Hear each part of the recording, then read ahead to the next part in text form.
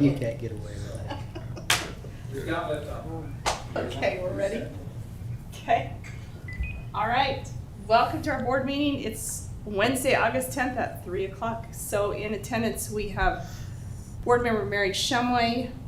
We have Superintendent Ron Nilsson, Board Member Lori Mon, Board Member Steve Black. We have Lucille, who will be late on her way, Business Administrator Tyrell Pemberton, and other staff. We appreciate you being here.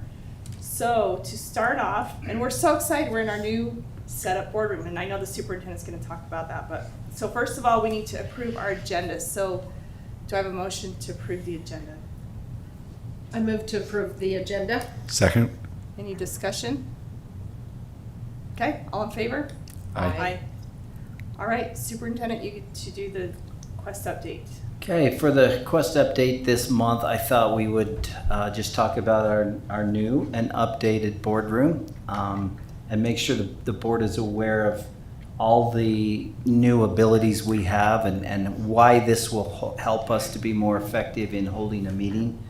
One thing to keep in mind that I did go back and look at, and this might tie into an item on the agenda later, just an FYI for that, but our views of our board meetings since we have been virtual have been anywhere from 60 to over 100 have been viewed. That could be someone watching them twice, that could be about anything, but that's still 60 views to well over 100. So we are seeing that as we are virtually broadcasting, that I think we are reaching more people than maybe traditionally pre-COVID. You know, we probably didn't see 60 people in a room. I'm guessing if we did, it might have been at one of our hearings, but I don't think that even in those that we've seen those kind of numbers to push 100. So anyway, to be effective and in this mode of virtually broadcasting is important. We are reaching more people. Now this new system is state of the art. I'm going to learn it right with you. It allows for us to be very advanced. The screens in front of you are designed for nothing more than to keep us from doing this, from looking behind as we had to when we wanted to see what was on the screen for our public. So you'll always see what is being seen by the public. If we bring someone in the meeting, we can split this screen. Their faces can be right there. If we have anybody attending virtually, they can just be a part of the meeting, see us through our cameras. You see we have two cameras, one in the front, one in the back. Aaron controls those, but if somebody is virtually attending or broadcasting, there we go. They will see this screen right here. He just quickly pulled that right up. So they get to almost feel far more attached to the meeting and involved in the meeting as they actually get a look at us, and we would see their face on here. And so when we're talking, we'd feel much more connected. You do, as we talked about, a mute button. Yeah, these mics are live, they're programmed, but anytime, if you're gonna cough or something that you feel that you wanna mute, you push the button and your mic becomes muted. Other than that, they are live. And so anyway, now the other side of this boardroom, just so you're aware, and we've tried it out last Thursday and Friday, is now designed to be a very state-of-the-art PD training room. And if you notice all of the outlets in the rooms, that's where we can set up our round tables, and we can have a mic on each table. So now when teachers or staff are speaking, the entire room can easily hear. We have a presenter up at the front, and we're going to have the ability for the presenter to move around the room and have a mic. We can record as well if it's a training and we feel like it was highly valuable to rewatch that training, to review it. We can record it. And these TVs that are up here are showing everything that the presenter would have up on the screen in that room. So if you're sitting on a round table, anywhere you're sitting on a round table, you're going to hear and you're going to see without having to completely move your chair around. So we're excited about both sides of this room.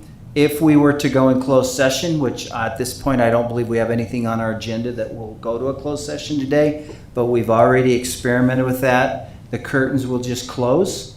There's a system that plays some light white noise on the other side of the curtain, and we can put up one notice on this door, and we can be right here And even if someone is attending virtually now, they will be on our screen and talking just as if they're in the room with us again, even in a closed session. If it needed to be, if it was legal for it to be recorded, it can be recorded, and those that are not, all of that is within, again, the programming that we can do. So we are just much more state-of-the-art, much better ability to be effective in broadcasting, and I think that'll be very helpful. Jared or Aaron, anything that you would highlight that I didn't get to or walked right over? I think you hit most of it. I generally share out the board meeting link to my department and to my wife, and the audio is really great, so that's good, and, so we're able to hear much better, and the public is able to hear much better and understand what's going on. So that really, we've seen that be a huge benefit, not only in our trainings, but in these kind of sessions. So the other piece of it that's really nice is it's modular. So if there's a piece we discovered we might need a lapel mic, we can add that easily without having to buy a whole new system. It's an add-on to this system. So that's one of the real strengths of this system, is we can customize it for what we need, not get what we don't, and just get those pieces. We also have a mic right here at the, the approach the board podium, and those that come up to talk to the board, to present or to visit, they are heard just as clearly with a mic right there in front, again, which is more effective than we had. And the camera can shine right on them, so those that are watching the broadcast can see a presenter just like as if, again, they were right here in the room. Much more user-friendly. I mean, I think there's a lot to learn of how to use it, but just much more effective in broadcasting a meeting. We're excited about it. And we do have our old system in front of you. We thought, well, we're going to learn a lot. Maybe there's a glitch ahead of us tonight. We don't know. So just as a safety net, you have the old system, the little round recording, as a safety net, just to make sure, because we want to make sure we comply with all laws with recording our meeting. But in the future, once we've gained confidence, you may not see that one. That safety net will probably be removed once we know we're very confident in what we're doing. Yeah, and on that note, just making sure for the audio recording that we use and we upload to the public, just make sure that when we are speaking that it is into the mic, because like Mary, I think if you're that far away, I don't know that it will pick you up like that. So just a housekeeping note. That's why I'm. I think you have to be about in this range, yes. Anyway, I just wanted to share that. We're excited about it, both sides of the room. We think in both areas, from board meeting to our professional development activities that we do, it's going to very much benefit the district teachers, and that all boils down to the public and our students. And so we're excited about that. Thank you. All right, we'll go to our discussion items. And so, Julie, San Juan School District, the early learning plan, please. You could have used the new microphone. All right. Is that working? Okay.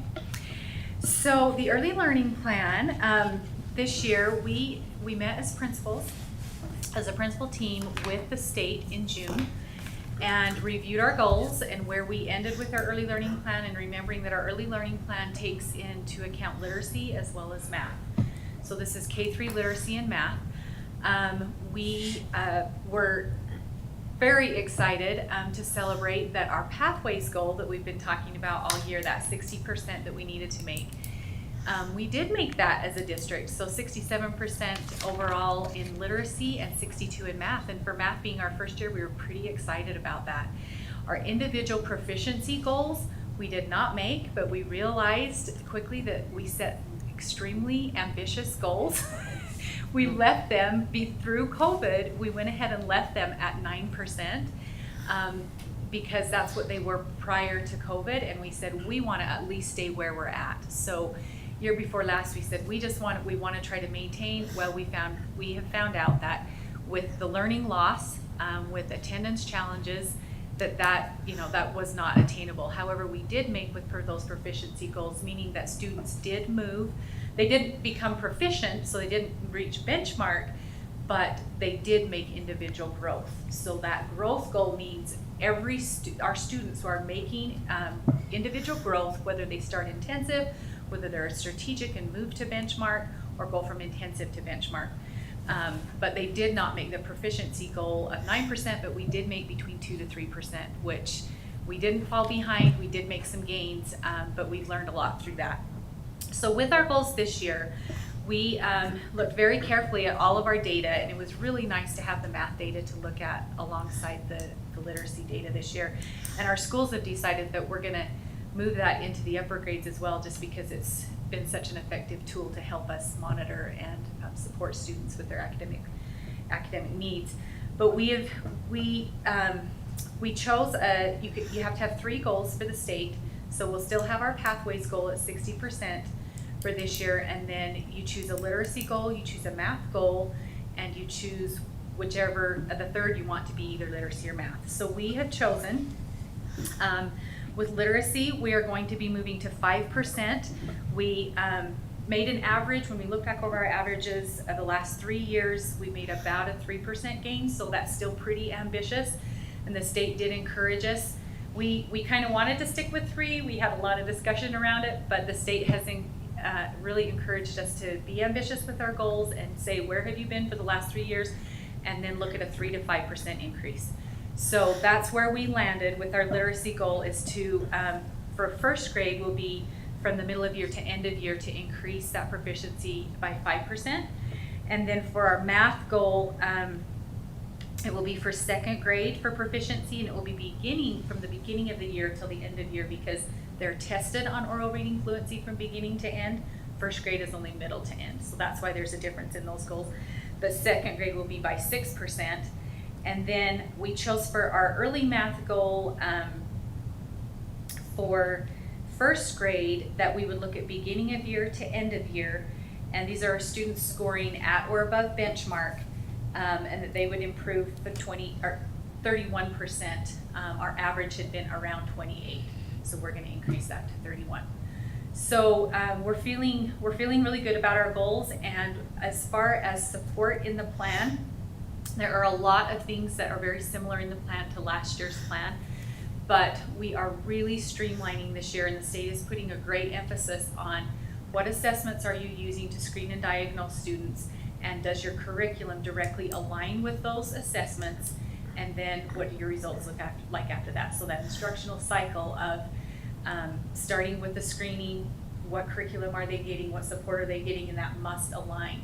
So we have, our principals are completely on board, our instructional coaches are totally on board and supportive, and we're going to be spending a lot of time working with assessments, working with curriculum, making sure that what happens in our tier 1 and then what happens in our small group are aligned with what their assessment data says they need. So this is a shift in thinking for some classrooms, and for others it's not much of a shift, but it will be a huge effort. It'll also be a huge effort on our part this year to really look at our curriculum. The state is requiring that we use an instructional tool that they have put together with a team of professors to help us evaluate our curriculum. So we will be spending time with probably teacher teams and admin teams to evaluate if our curriculum is evidence-based, and if not, what we need to do to fill those gaps. So that's a big emphasis of the plan this year. Do you have any questions?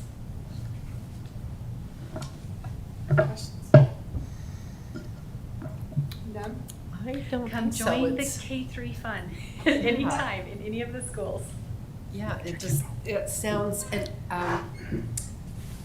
after COVID and some of the learning loss, it just sounds really good to have those, you didn't call them aggressive goals, you call them, but aggressive for lack of the word you used, but I really like that we're, reaching high and hopefully getting those students where they need to be.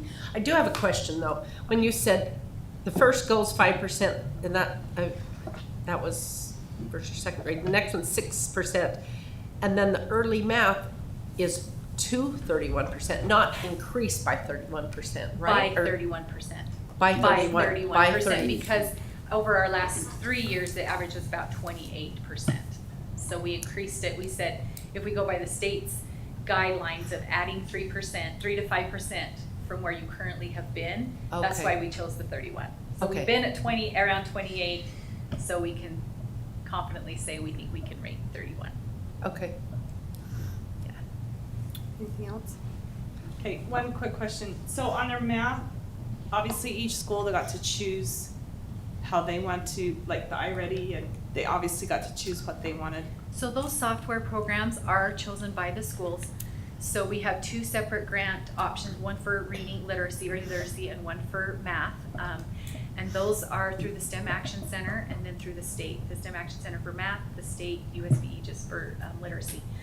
And one of our challenges this year is if they are going to use one of those software programs, it has to be on their approved list that meets a tier 2, the tier 2 evidence-based criteria to be used. So our teachers, our principals decided in that meeting that they felt like face-to-face instruction was going to be more important during those small group intervention time, and that they're not going to utilize the software during tier 2 for those purposes.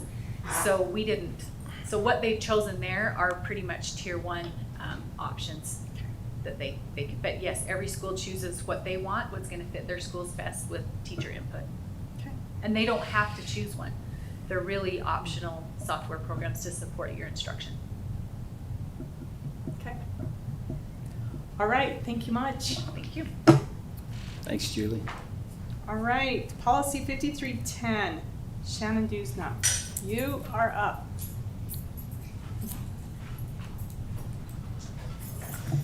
Good afternoon. Thank you for joining us. Yes. I am Shannon Dusnup, and I am the district's library coordinator for San Juan. And due to some recent legislation that has passed, we have needed to. You're good. Okay. Let's get Lucille. Sorry. Let's yeah. Erin, is her mic working? Do you guys hear it back there? And It's we don't hear it as green well?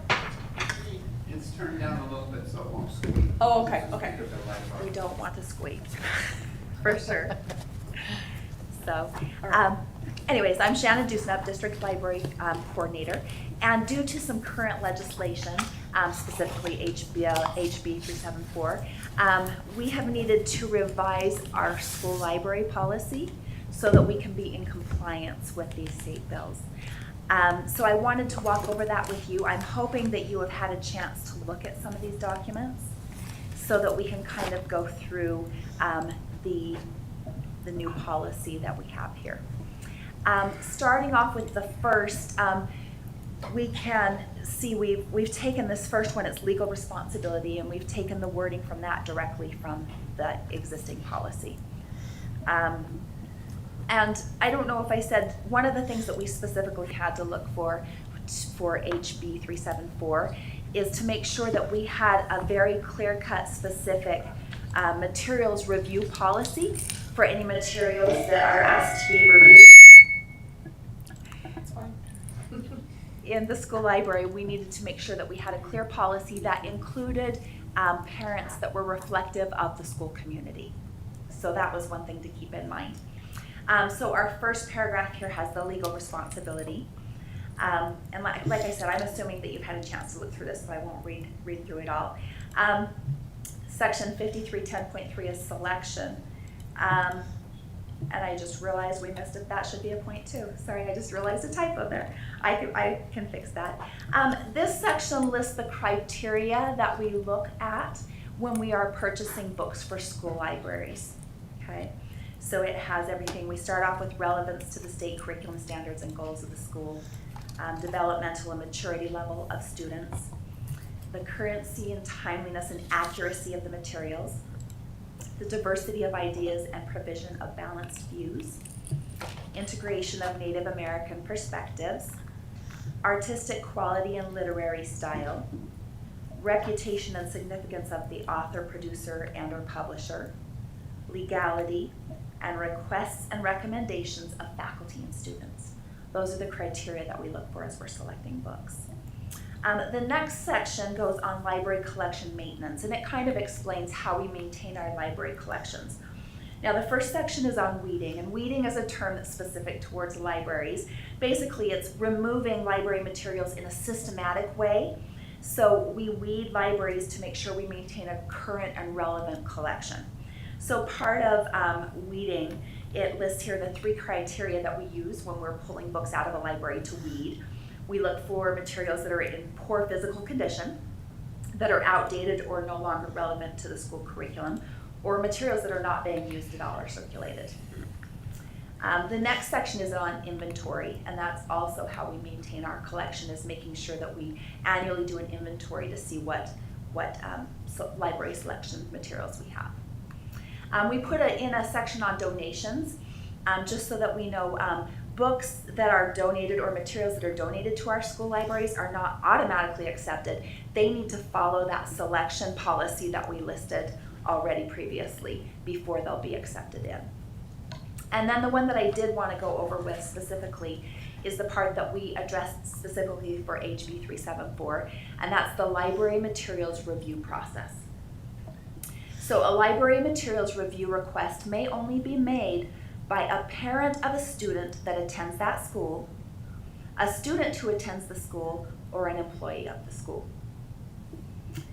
San Juan School District has established the following procedures to address library material reviews. So the material that is subject to a review request will have restricted access by maintaining the material behind the circulation desk until the process described in this policy are completed. Now, the access, it will be limited to students with prior parent or guardian permission only. So this material is kept behind the circulation desk until it's completed. So this is the policy for materials review. Patrons with a concern about library materials should talk with a school librarian or principal who will explain the library's selection policy and process. And then the librarian or the principal will keep a log of these conversations. And if the concern is not resolved informally, the librarian or principal will explain the formal review process and provide the patron with a copy of that process, which is what is listed here, and a materials review form. We have a link on that to the document for the review form. So the materials review form must be completed in its entirety and signed and dated by the patron, and then they deliver it to the principal. Upon the receipt of this form, the principal will convene a review committee.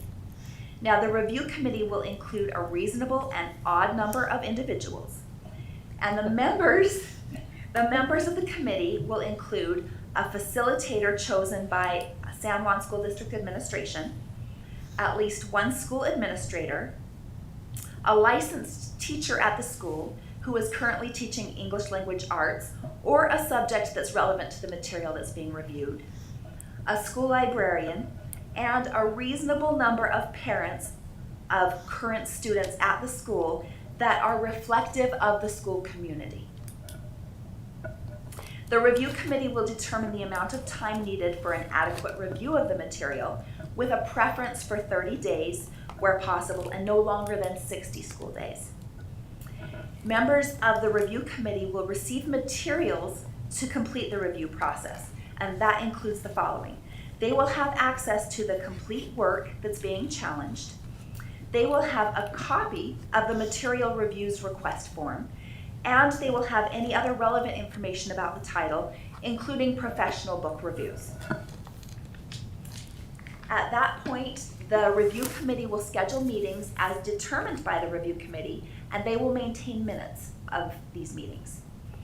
In deciding whether the material is appropriate for the school library, the committee must consider the material taken as a whole and consider whether it has serious literary, artistic, political, or scientific value for minors, which may include the following objective criteria: reliable expert reviews of the material or other objective sources, committee members' experience and background, community standards, and definitions of indecent materials as defined in Utah Code sections and they have them listed there. I can read them out if you want, but the different sections of the Utah Code and HB 374. So after this, the review committee will make a final determination of the reviewed material, and it will be determined by a majority of votes. And it will designate the material in one of three ways. Retained, the determination to maintain access in a school setting to the challenged material for all students. Restricted, the determination to restrict access in a school setting to the challenged material for certain students as determined by the review committee. Or removed, the determination to prohibit access in a school setting to the challenged material for all students. A material may not be reviewed again for 3 school years following the review committee's determination. The final determination of the review committee will be communicated in writing to the requester and the appropriate employees within 5 school days of the decision being made. San Juan School District will maintain a list of all reviewed materials and the decisions by the review committee. Now the last section is the appeals process, and we put this in red because we weren't sure how you guys wanted this to go. Eventually it's going to come, if there's any appeals, it's going to come to you guys, to the board, okay? But we didn't know if you wanted it to go straight from the school committee to the board, or if you wanted it to go to another intermediary from the school committee to a district committee to the board. But as we have it written here, the appeals process, the original requester may appeal the determination of the review committee in writing to the school principal within 10 business days of receipt of the review committee's final determination using the appeal request form. So they'll have a form they'll fill out and turn that in. If an appeal is filed with the school principal, the local governing authority will act as the appeals committee. The local governing authority, or the appeals committee, may add parent or school administrating members who did not participate in the initial review committee, only as necessary to have an odd number of members. And then the appeals committee will follow the same steps listed above for the library materials review process. So that is the policy that we have written to try and be able to fulfill the legal obligations. So I open that up to you. What questions or did you guys have? Comments? Yeah. In 5310.6, just a minor technicality here. Okay. Who can do a review request? You have a parent of a student, but then in the following paragraph, you have parent or guardian. Oh. I would recommend to put that we allow guardians as Okay. well as parents to do I that. did not catch that. So, I will change that to parent or guardian.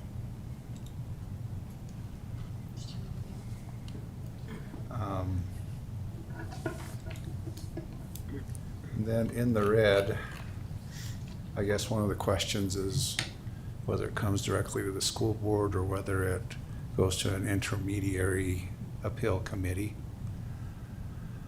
If it comes directly to the school board, I'm just trying to think of if it's automatic. Well, the lower committee hears it, they deny it, then it automatically comes to the school board. You know, how much is the school board going to be involved in that?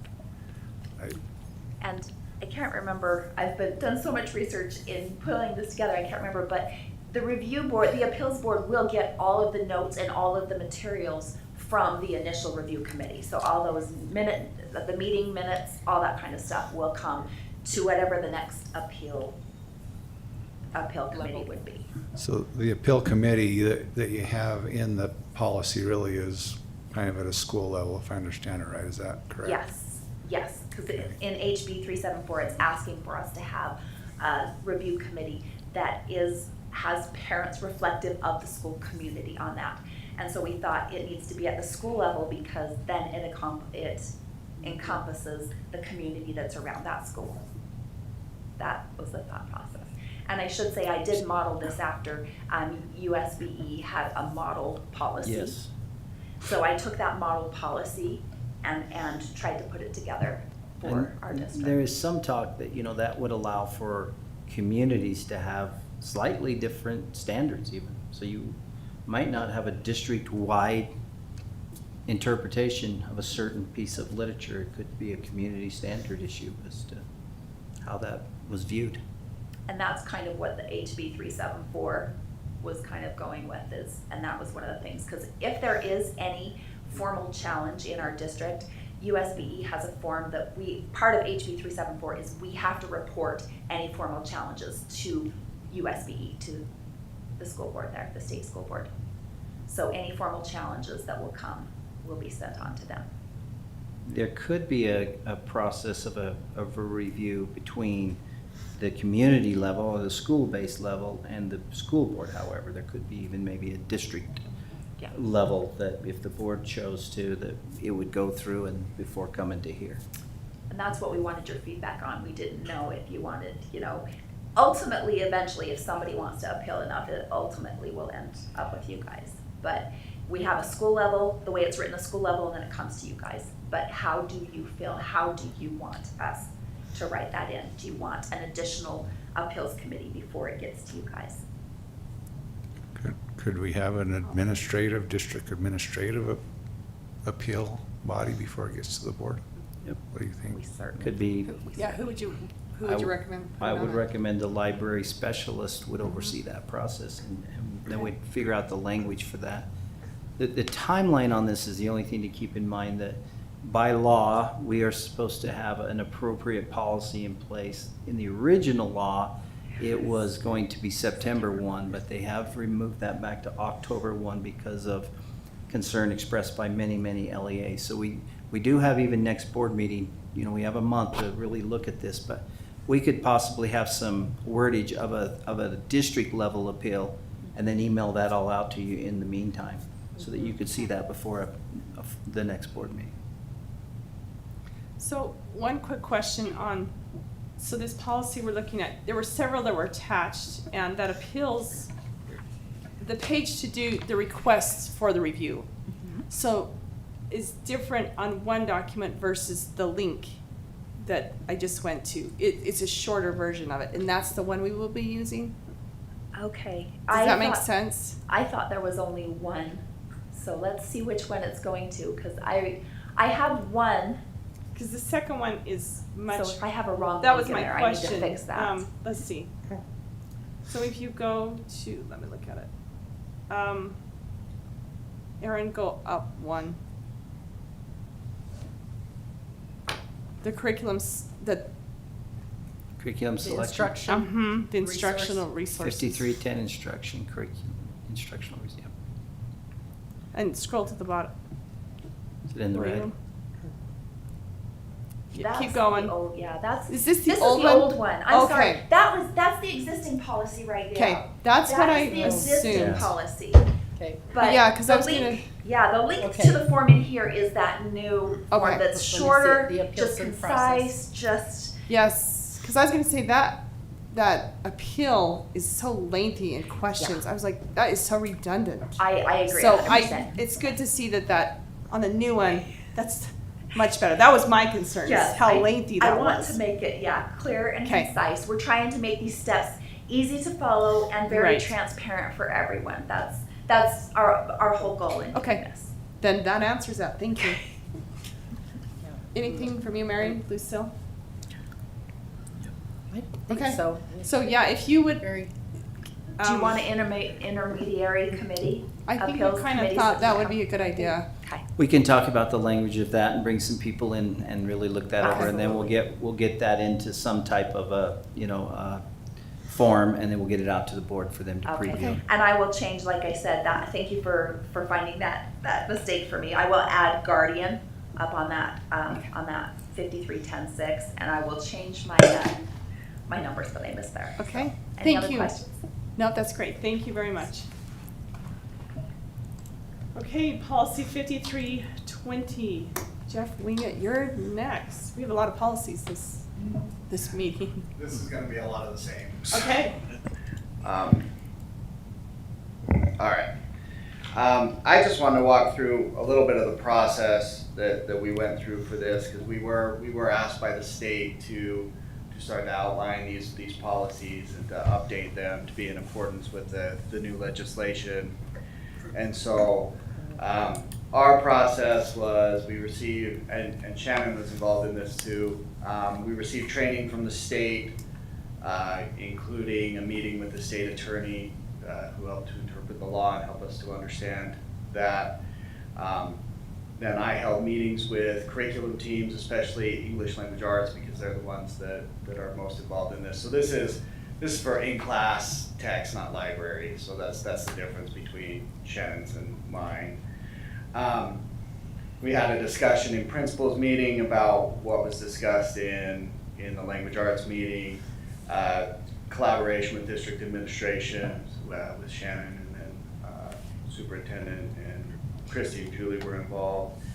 And also had a discussion yesterday with Naomi Watkins, who is the state ELA representative for USBE. So everybody's kind of had a look at it as we've gone through this policy. As probably one of the most collaborative documents I've ever been a part of. And as we went through this, we had a few goals that we were looking at.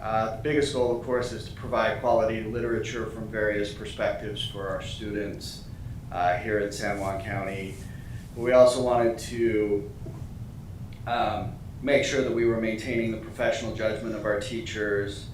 And we have a board or a district canon of approved literature, but we also wanted to maintain some nimbleness and some flexibility to add new text to that canon and to be able to teach new texts in our school as new texts are released and as teachers read and grow as educators, to be able to add to that as we go. We wanted to use best practice by including and notifying parents, and we definitely wanted to make sure that we were following the law. So those were kind of the goals that we looked for as we were going through. The original 5320 policy that's in that's the existing policy is basically this first paragraph, and nothing else was there. So first paragraph, and then I guess some of the second paragraph. You guys can look through that. But basically we have a legal responsibility. The governing body of the School District Board of Education legally responsible for the selection and approval of all printed and published materials used in the district.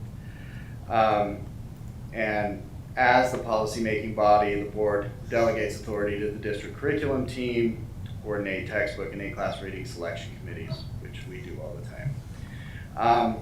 And I just added that we need to make sure that we're following Board Rule 277468, which basically says that parents will be notified and involved in the process, and HB 374, which Shannon went over. So then in 5320, we added the textbooks and curricular programs and materials will be adopted by the district curriculum team and the academic team that will use the materials. Two teams will have sole discretion in selecting the material as long as they follow the guidelines laid out in state board rule. I'd like to add one sentence there that says that all materials selected in this way need board approval or something, just to put in that piece. I know that happens anyway, but I think it would be good to codify it.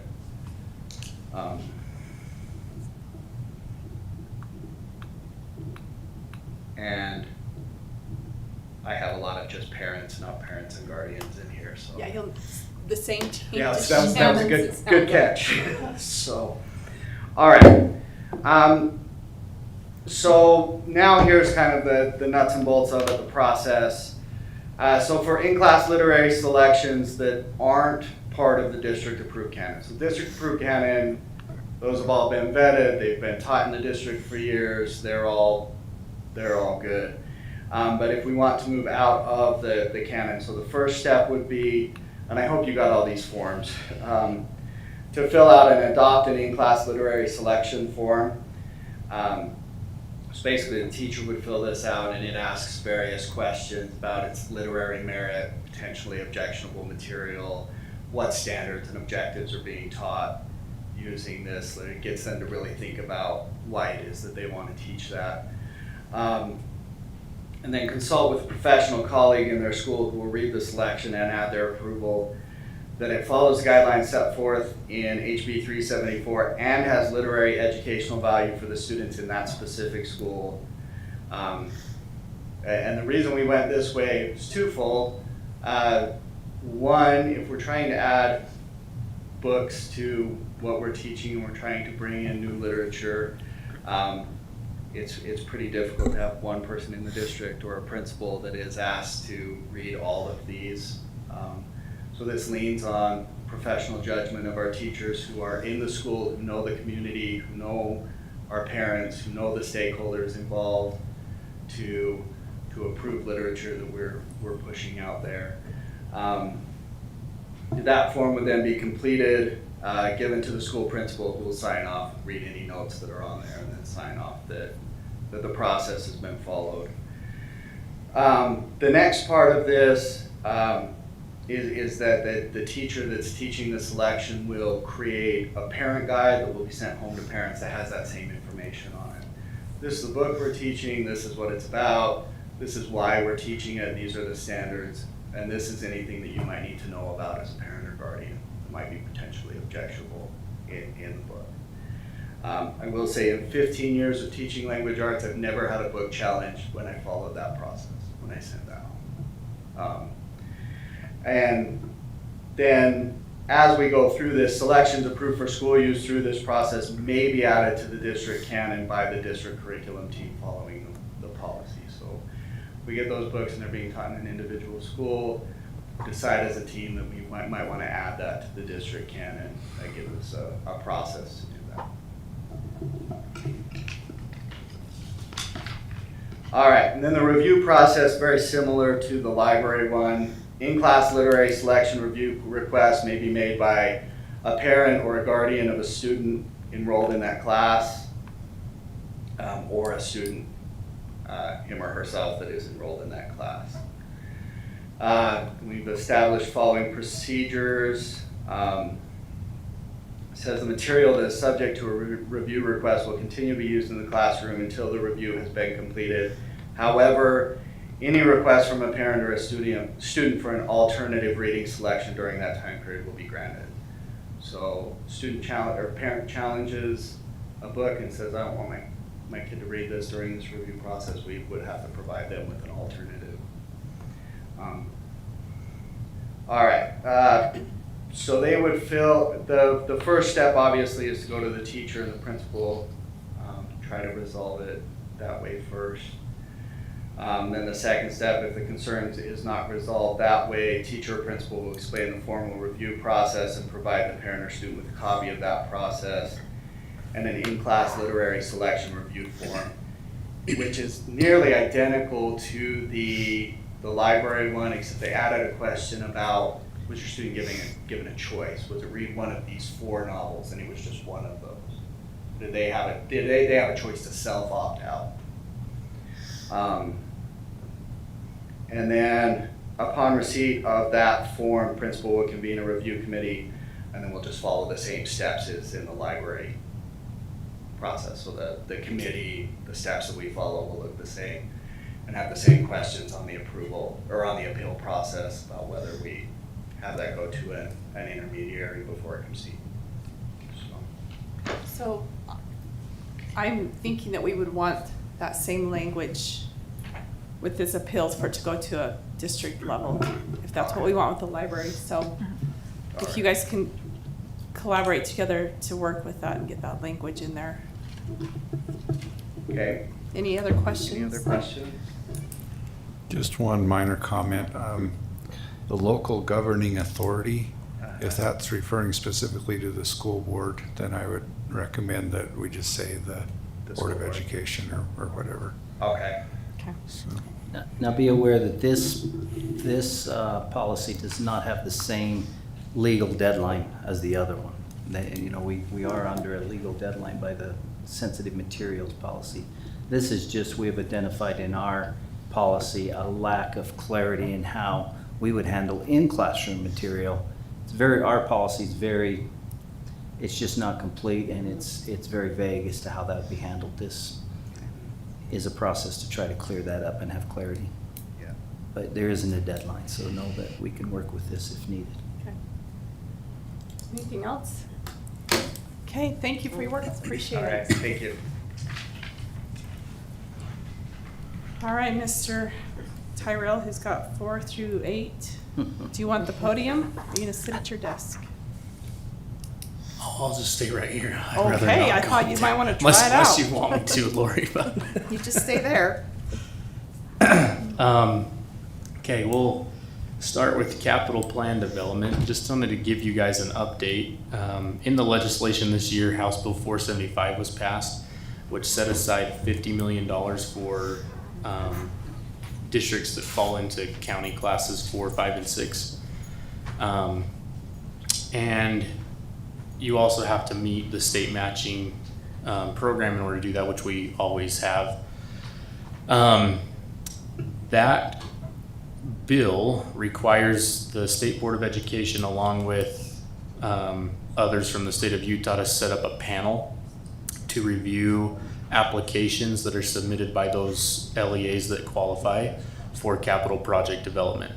I was on the phone with Sam Uri, who's the Director of Finance for USBE. They have not met as a panel yet. They're establishing the panel. Their first meeting is next week, I think a week from today.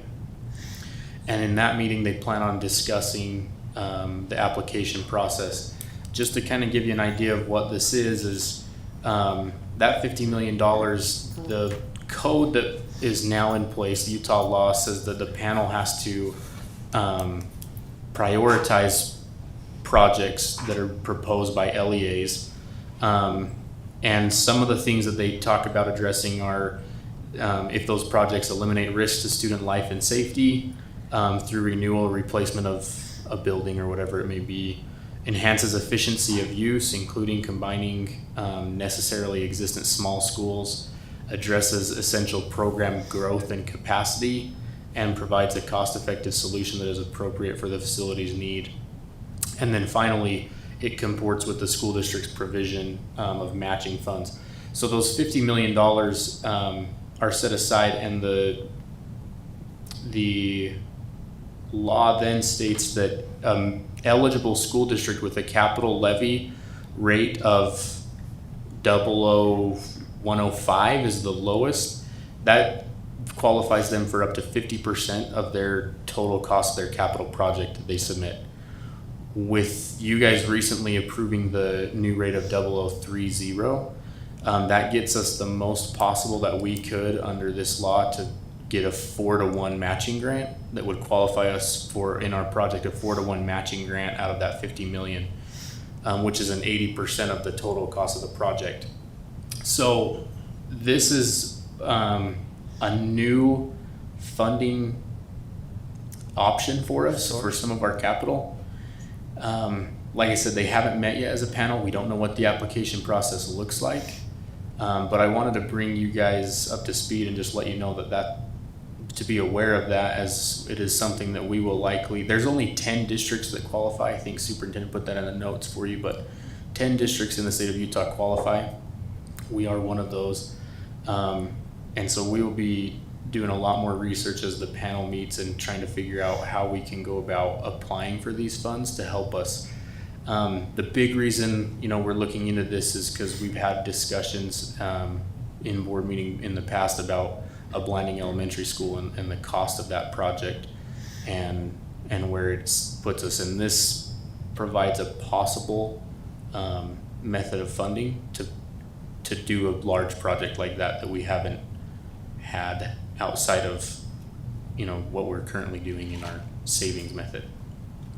So I just wanted you to be aware of that. Are there any questions that I can answer just regarding that portion of what we wanted to talk about today? Steve? So how quickly, they're putting the process together. First of all, is there a sunset on money? Do they have it dispersed at a certain time? Or can they drag their feet forever? How long are you looking at? So that's a good question. I don't know as far as like how long the money's there. There's kind of hope, in visiting with USBE that this will be taken back to legislation each year, and if the funds are used, that it'll be refunded. And so that continues to grow, that 50 million either continues to grow so that there's more of a fund for small school districts to access. I don't know if they have a specific deadline right now. There is an application deadline to access funds within, like you have to have your application submitted by November 1st. But they don't have the application yet? But they don't even have that Criteria yet. So I think a lot of things are up in the air right now with how this will go. I know that they have some school districts that they've been working with on, that was big pushers to get this bill passed. But this is an option for us and hopefully, provides a means to complete some of our projects that we need to do. Okay. So I guess you'll just update us monthly on the process, and you said the deadline is November 1st, or just sometime in November? Yeah, November 1 is what November 1. is what Okay. is outlined right now. So, So yeah, it's a good Yep. opportunity, a possible opportunity for us. Mhm. So, yeah, keep us updated on this. Yeah, hopefully we'll have more information in our September meeting after the Okay. panel finally meets to give us an idea of what that process looks like in applying for those funds. Thank you. Okay, along with capital, another thing that we wanted to bring up was our transportation yard. Our fuel network site that we have here in Blanding is extremely old. We met with state fuel that we use that upkeeps the card reading process of that and the dispensing for the fuel. And they have told us that we're living on a dying system, that it really should be replaced and should have been replaced years ago. So I met with transportation, this was a few weeks back, and we do need to look at creating a new site for fuel in the Blanding location. We redid Monument Valley and Montezuma Creek, I think, want to say 5 or 6 years ago. We did get one bid back from a state cooperative contract, and it's going to be about $350,000 from that one. We're reaching out to another vendor as well to get an estimate, but we're looking at that. And then I know we've talked in the past about the need to upgrade our transportation facilities. We haven't addressed transportation for many years, and so the thought is that we would hope to be able to knock out all of those,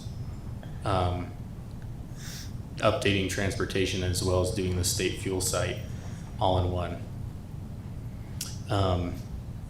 And that we kind of estimate right now probably being around $2.5 million to $3 million to do a complete renovation of transportation to give them more bays to work in, and to add the fuel network site that needs to be replaced as well. So that's the project that we didn't approve as part of the budget for the upcoming year, but we do need to give it real consideration for this upcoming, for starting in this fiscal year. I wanted to bring that and just have a discussion and let the board be aware of that need in transportation this year.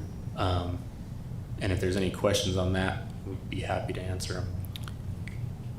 If you remember our capital list, there were 2 at the very top. It was Blanding Elementary and it was transportation. So that is something that we had at the highest priority. We do have funds that could do that project, and the cost is only going to go higher, with more time. Everything is increasing substantially from the last 3 to 4 or 5 years. We've seen tremendous increases.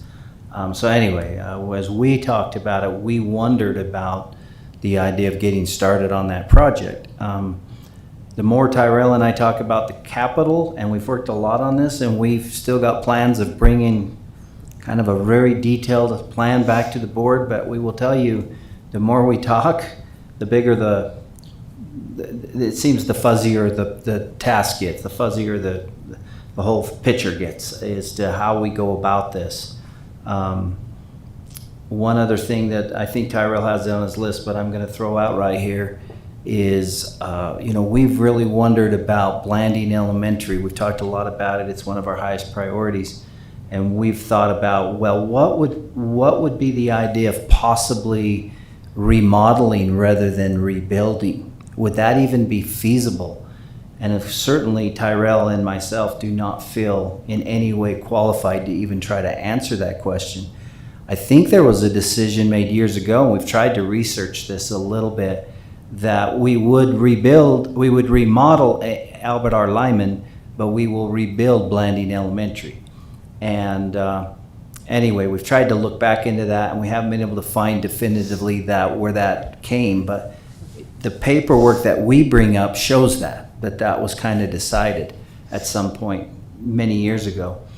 So what we did do, thinking, well, what if we found out a little more about Blanding Elementary? We actually reached out to probably one of our leading local contractors here in Blanding for an opinion, and the information we received from that person was very vague as well. It's hard to know really what's in that building unless you really have somebody that's very, very qualified do that.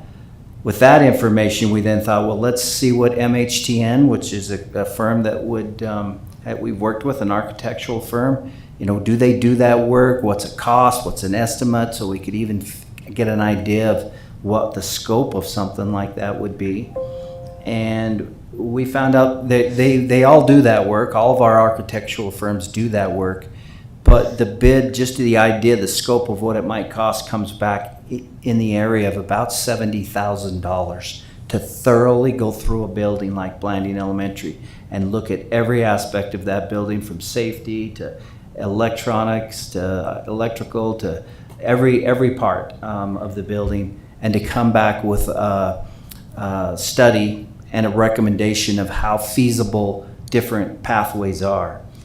So here again, it starts getting more fuzzy. Is that a step that we would come to the board and recommend? Is that not a step? I mean, $70,000 is a lot, but then is that a wise step if we really learn?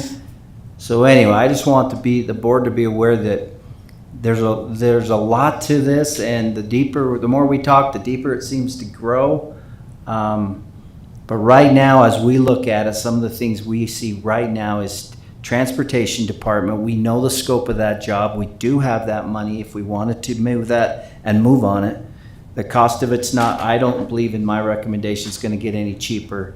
However, it is money that if we want, that, when we look at a Blanding Elementary, sometimes you come back to, I actually remember this being said in a board meeting years ago, you could either put Blanding Elementary at the top, or you move Blanding Elementary almost all the way down, because it takes almost every effort to save for it, or you're not saving for it, you're doing other projects. So those are some of the dilemmas we're wrestling with. But transportation right now, I do think it would be our recommendation that we move on that one. It's critical. We are now being told by the state that our system must be replaced, so it probably makes sense to do the entire project. And then we'll continue to look out some of this. We'll gain more information about our legislative possible funding source in the next few weeks. But anyway, we've had a lot of discussion about capital, and that kind of sums it up. And it probably doesn't come across as very clear, because in our conversations, we're finding it's very fuzzy. Comments?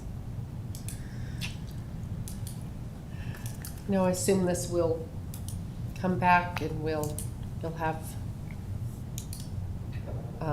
we don't have the information, I guess, in this one, but yeah, it's difficult to know and how to proceed with replacing these buildings, but when we know more from the state before our next board meeting or at our next board meeting, maybe that can clarify some things. Yeah, we will definitely bring this same topic back up in September with some more details on the legislative side of things, with the funding opportunity, as well as more details on where we want to move forward with the different projects that we have needs to meet. But we just wanted to make you all aware of those things that are moving right now, and then hopefully we'll have some more detail for you come September that we can move further on.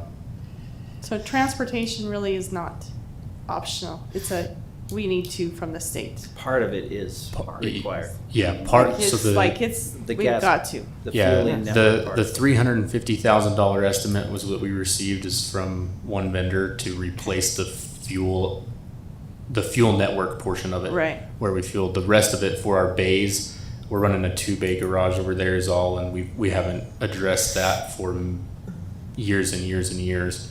The rest of that cost that I mentioned would come in rebuilding and redoing that facility. Okay.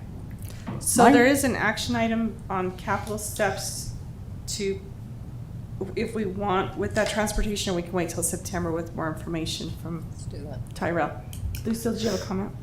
Yes, my recommendation would be to act on transportation because that's being recommended from the state. And our buses is run through the transportation department and all the fuel and everything is disseminated through the whole district by transportation.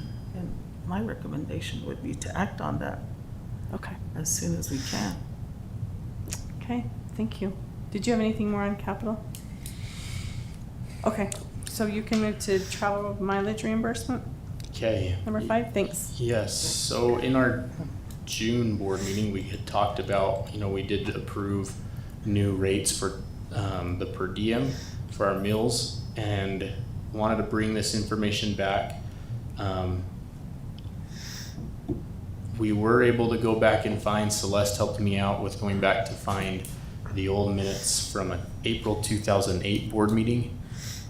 Just to give you some context and background, it was approved then to do 75% of the federal mileage rate. And so that's kind of, I think, where it all got established. We've done that, and then we did one update with the same idea, 75% of the mileage rate. Steve did point out to me today that, and so there is an added attachment onto your agenda for the remainder of 2022. The IRS rate did change and increase for, is it July through the end of the year. So I've also attached just kind of the standard mileage rates there for you to kind of see just a history of what it's been, as well as the updated for the rest of the calendar year, the new rate as of what it was changed to. So, and going back to our discussion from our June board meeting, do we adjust this rate? Right now we're at 43 cents per mile. If we were to do 75% of the current rate, that would increase us to 47 cents per mile as a reimbursable rate. If the board wants to move that way, we can do that. The other question is, if we do want to do that and we want to continue the 75%, do we do that annually? Do we do that on a fiscal year? That's the discussion we need to have as a board, is what you want us to do, administratively to handle that. Do we want to do that based on our fiscal year or on the calendar year that the IRS rates come out at? Just wanted to bring this discussion back up and provide you that context. Do their rates usually come out the first of the year? I believe so. Now, tell me one more time, what we're at again and what they're adjusting, what your recommendation is? So we are at, We went to we're at 43 43. cents. So if we were to continue using the 75% methodology, that would increase us to 47 cents per mile with the new rate for the remainder of 2022, because it's at 62.5 cents is the IRS rate. So what you're suggesting though is we could change it so that we could pass make a motion that would just keep up to date with the 75% of the current IRS mileage reimbursement. Is that what you're saying? Then it would update either January or our fiscal year. But it make more sense to do it with our fiscal year, July or August 1st. It's July 1st. That helps with just organizationally a little bit, just to keep, that's when we Would make make a lot of sense to me. changes, and so we could just do it all at the time. But the IRS rates are based on a calendar year. So they go, the calendar year rates change from January to December. So it's you know, if you wait until Could June, the update rate it could be with our different. budget year. Mm-hmm. That would make more sense. Would be behind for 6 months. Yeah. But So we you- could, I mean, that is an action item to change that rate now, and then and that would be, if it passes, then we would be at that rate until January, and then we'd revisit again in January. Is that correct? Or you want to What clear through I'm the year? understanding is to School year. pass a policy that automatically adjusts it to 75% Yeah, at a particular time each year. And whether that's, Tyrell saying in the start of our fiscal year makes more sense organizational, correct? Like- Yeah, I mean, we really could do either way. I mean, however the board would like us to look at that, we can do whatever. I mean, just as far as, because we are making a lot of changes with the fiscal year generally anyways, in moving to a new fiscal year, that provides one element that makes it more simple for us. But, you know, if we wanted to look at it from a calendar year, we could do that annually too. We just make sure that we handle that administratively. Now, I think, you know, what we have found, what Tyrell found by researching the board minutes is that there is an action item that has been passed already directing that we're at 75%. So I don't think that would have to be passed tonight, but if we wanted it to be more of a time, a specific time and even a yearly thing or something like that, that does not appear to be part of this motion that was made in '08. Just doesn't seem. Right, so that was a one-time in a way, but not to keep it at 75% on a given date. Well, Dr. Wright recommended 75% of the federal mileage rate, and they passed that motion, so. Right, for one, For that year. Well, we kind of assume, this is based on believing that we should stay with that, but we don't know if it should be looked at every year. This hasn't changed since probably this adjustment right here, and we're 2022 now. So maybe we ought to be making year. sure that we look at it more often, more frequently than what we've done. or automatically. Or automatically every yeah, June we that's look at it. what I'm Yeah. talking about, Yeah. is that we Yeah. do Exactly. 75% Every June. and designate a time, and it sounds like it's a little, it's. I would it's highly help recommend that we with the- stay our within a fiscal year. calendar year. With our fiscal year. It gets really tricky when one month you got something and the next month you get something different, or you got something a month before and I don't get what you got the month before. And anyway, I would like to see a calendar year stay pretty consistent, and then we adjust at a certain Would that be time. August 1st or July? July 1st. 1, it would make July 1. Well, that's most fiscal year. fiscal year. Fiscal year would be July 1 to June 30. Yeah. I guess I Which is would- what you're saying makes the most sense, or simplifies it. It only in the aspect of we're making changes with the fiscal year as it is. Can do it anytime. But it makes it more complicated in the sense that you're going to have one rate for the first half of the month that's based on last year's IRS rate. So it's kind of messy that if you do it the fiscal year, if you do it the calendar year that the IRS does it on based on, then we say from January to December, we're using the same 75% of what the IRS establishes. So I would say we would want the recommendation from you for the date we choose. What's your comment, Steve? I like the idea of just strictly tying it to the IRS rate. When they change it, we change it. 75% of the IRS rate, period, for any given date. So with this change in this year, we would make that adjustment as they made the change, right? That's what you're saying. So they change it mid-year for July 1 through the end of the year, we would make that change mid-year also. It's just the amount that's Yeah. on the reimbursement form, really, Yeah. so. So it would happen mid-year, there'd be changes. If there was a mid-year change from the IRS, but if the IRS comes out with the new rate for January, we would just adjust the reimbursement form in January to match the IRS rate that gets So announced. for clarification, if I understood you right, you said you added one because Steve let you know that there's another adjustment. Mhm. So you Yeah. got to keep up with those adjustments. If Yep. there's a specific date that on that date you check it, it's 75%. there's, But if we're just gonna stay within the 75%, so every time the IRS notifies, then we just go change. Yeah, it would doesn't just, matter the date. He it would just just be an takes care of it. administrative task. I would just monitor Yeah. the IRS okay, rate so that we can make those adjustments as they're But, changed. but it does go Okay. beyond that. There's also kind of an informational and educational For all of our that staff. has to go out for all staff, because there's high frustration when 2 weeks ago I got this rate and now I'm getting this rate, or you got that rate and now I don't get what you got 2 weeks ago. Why is that? What's with this? Anyway, just be aware that when you're dealing with 600 employees, that's a lot of concern. There's always a feeling that that rate's too low anyway, and if it goes down a cent or 2 cents, anyway, just be aware it's not as easy as just Tyrell just change it in his office. We're gonna have to educate and inform and make sure To be communicated. people so, know. another clarification though, this doesn't affect anyone as long as they're using a school district vehicle, Correct. is that correct? Correct. Which we want to encourage the use of school district vehicles.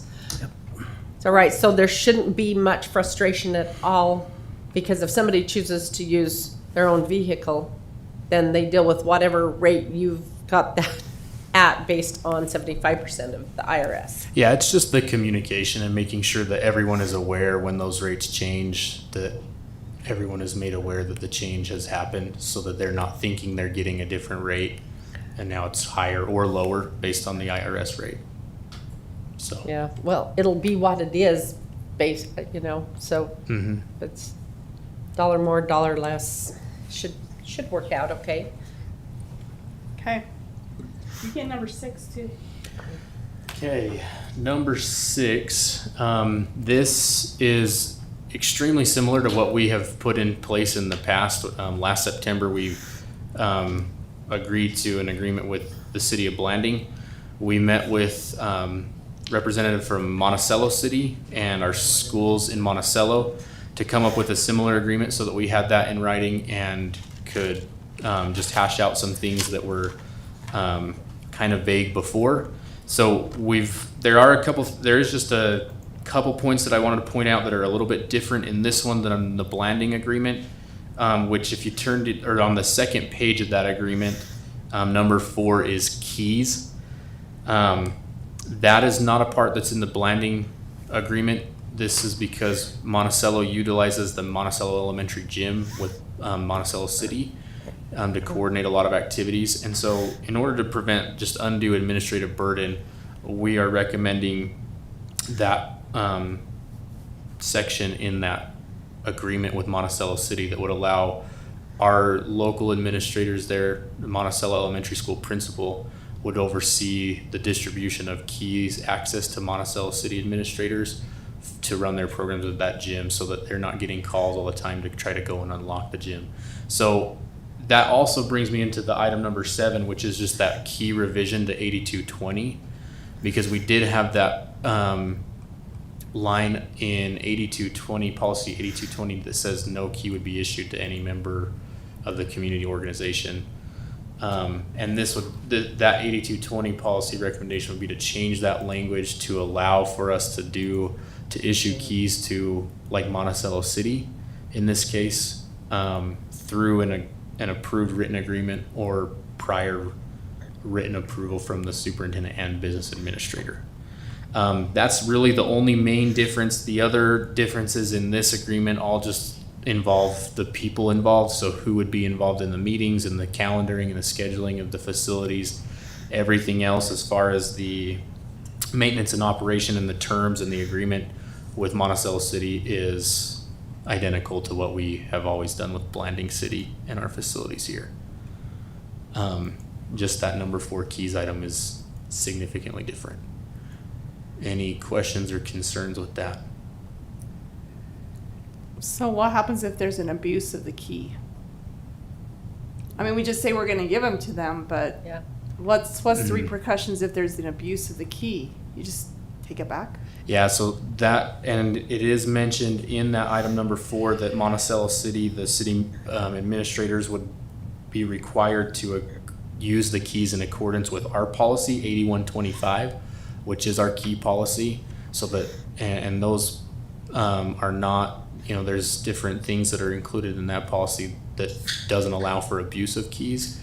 if there was abuse of the key, those keys would be compensated back by or retained by the district, and the agreement would become. Yep. But, And yeah, we would but no does it longer- say that? So, I don't remember how many years ago, but there were keys all over the place, and students were allowed to take key, go open up the weight room.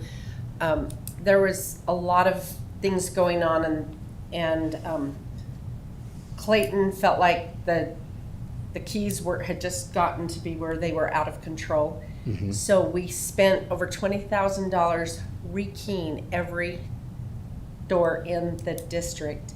And that's when this key policy was tightened up, with every employee who had a key knowing that if they abused that key policy, and they still signed that form, don't they? Mhm.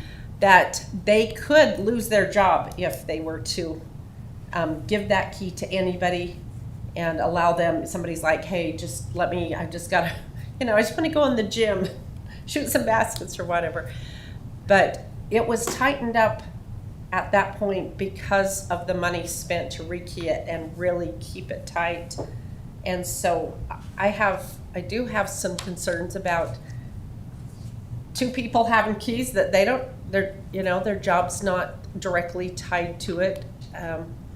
And their sense of ownership on with those keys or whatever. What happens if somebody just wants a key to go in the gym? Everybody wants in a gym, if you didn't know.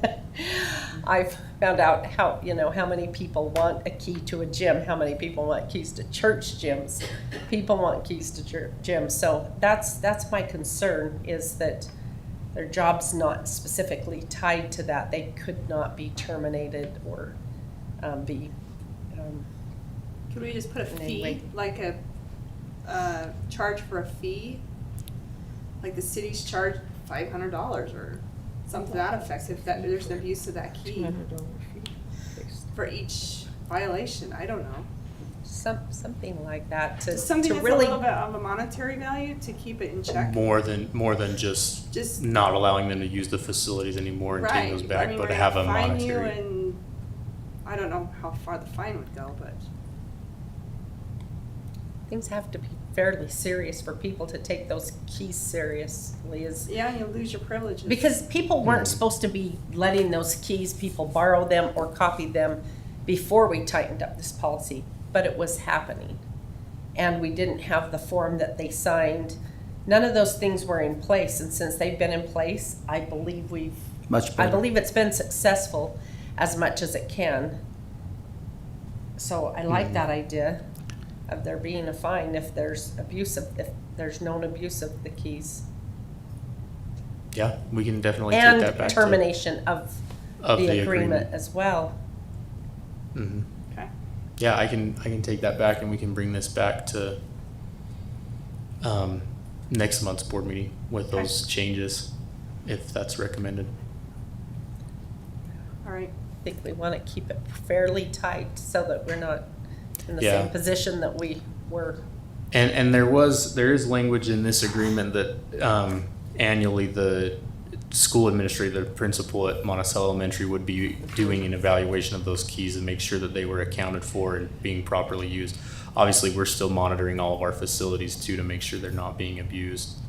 But that would help the administrative team at Monticello to not have to constantly be arranging to open the building for Monticello city recreation programs if the city administrator over those programs has access to it and can provide that.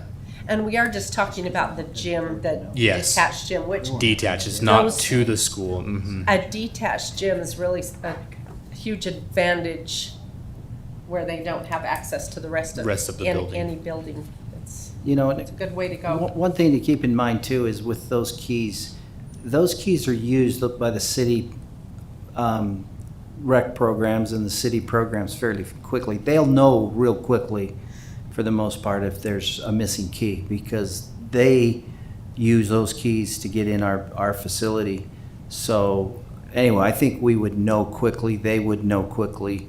Those keys keep the whole thing rolling in a manageable way, so it's, And it's not so much a missing key as people who aren't supposed to be using the keys for access, you know, Yeah. borrowing the keys. I can't get a key under our But- policy. Nobody's supposed to give me a key. Yeah, and we haven't seen a lot of that. Our gym in Monticello is used so much that you really can't just start deciding when you're gonna go in there and use it. There's somebody using it. We've got it pretty between adult, youth, school, elementary, junior high. It's really busy. So anyway, just be aware that that has not been a problem that we have seen, Good. so. Just one thing, check the address on San Juan School District of the agreement. And I guess that's all I had.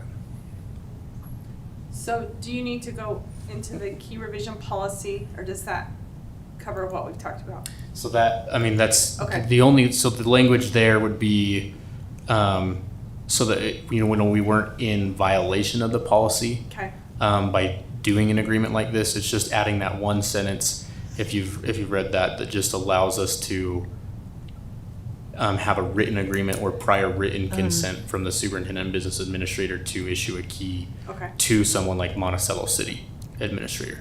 right. Okay, any questions on that? Yeah, just to clarify, and now I can't see exactly where it's at. So it's not specified in here, is it, of who will specifically have those keys? Because we know who, The city contract? In Yeah, the the city assistant contract, it is the administrator. assistant city manager. Assistant city but manager.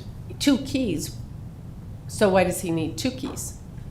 You know what I'm saying? So we know who, in San Juan School District, every single person who has a key, we know who it is, and they've signed an agreement not to give that key to anyone under any circumstances. They're not supposed, people aren't supposed to share those keys.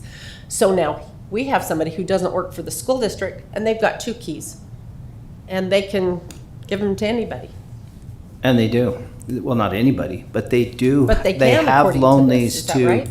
if somebody is overseeing the youth volleyball, they've allowed them to have access to that key, and we've allowed them to have access to that key.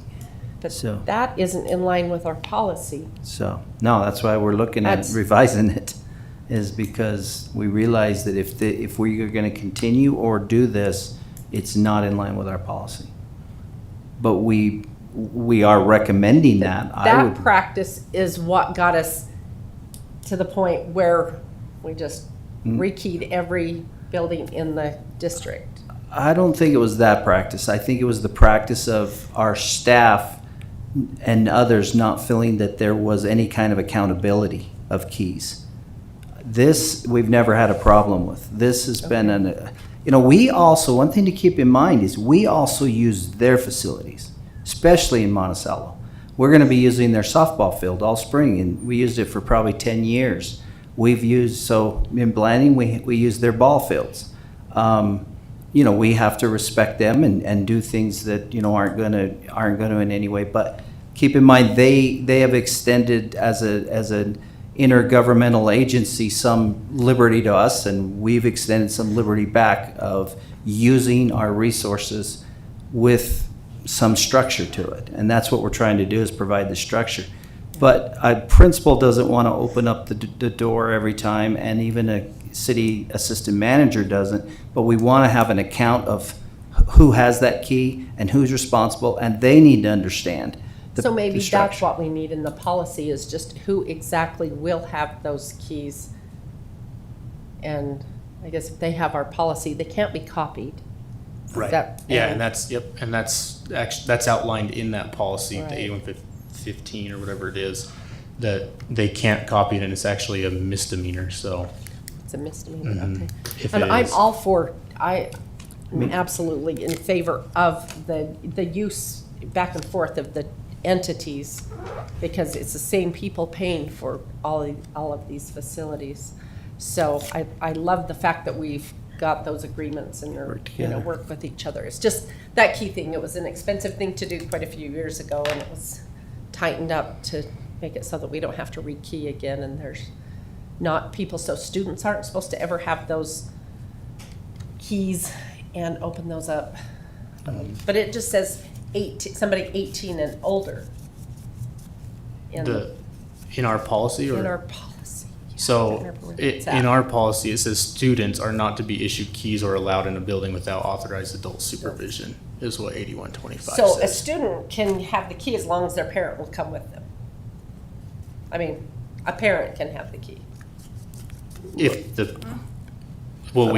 you can't 'Cause they're loan an out the adult. key, so the Okay. key holder has to be an authorized key holder of the district. So if the student's parent has a key, has been issued a key, they could come with the parent to the So can it be building. in the policy for, because it'll be Monticello Elementary's principal who will monitor that throughout the year. Can we just add something that she will be given, the principal will be given the names of the people, of the two key holders? You know, so that it's not, We could can be definitely, passed from person to person to person within the community or within the city, that there are two designated people, and then the principal at Monticello Elementary have the information of the two people who have those keys. yeah, and those keys are never issued on a permanent basis. They're issued as, this is youth volleyball season.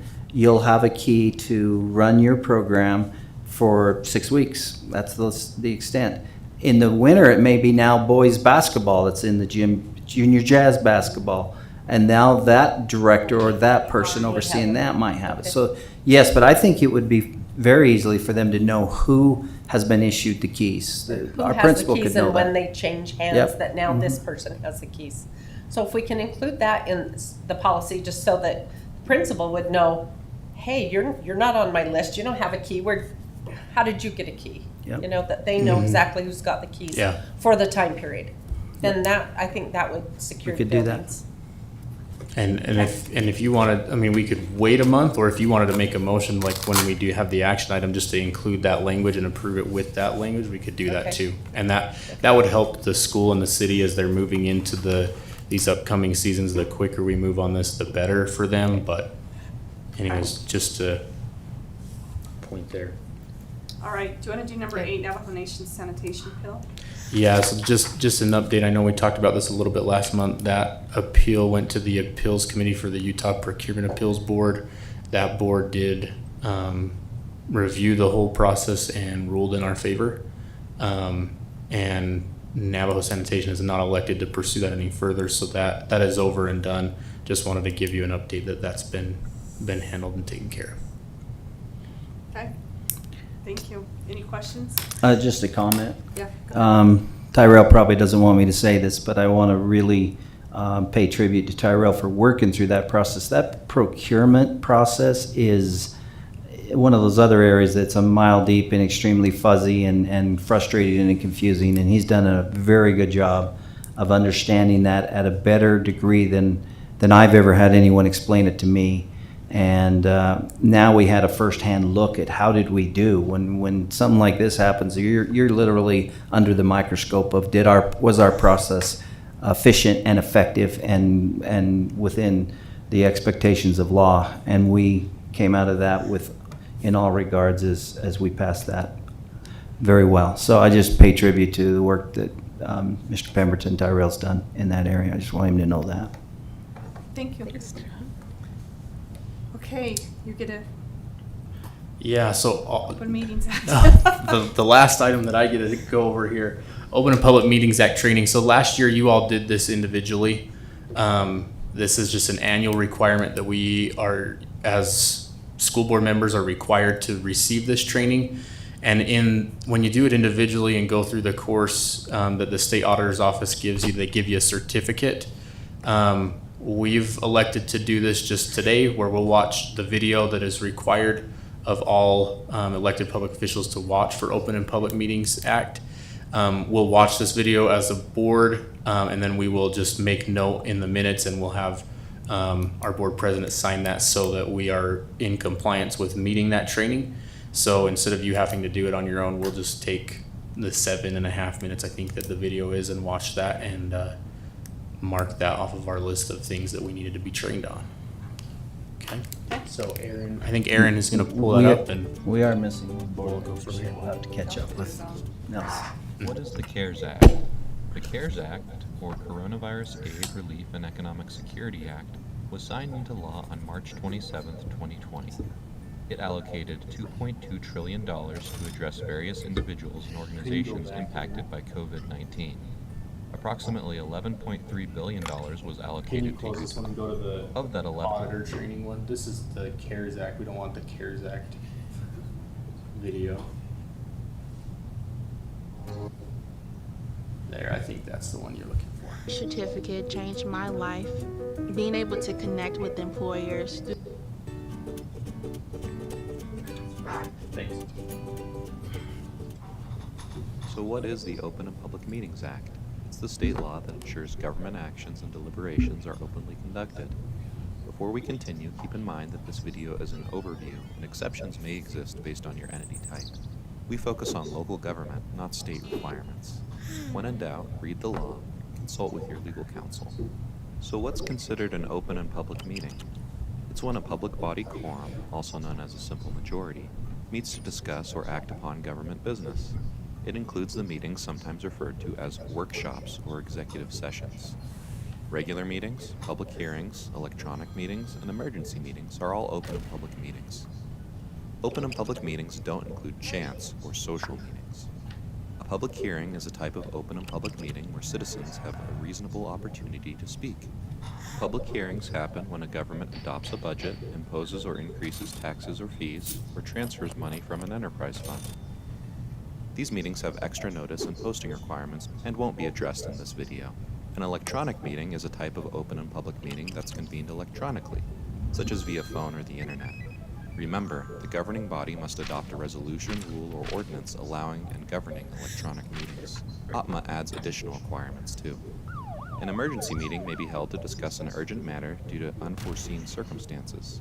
In order to hold the meeting, the best notice that's feasible is provided of the time, location, and topics to be considered.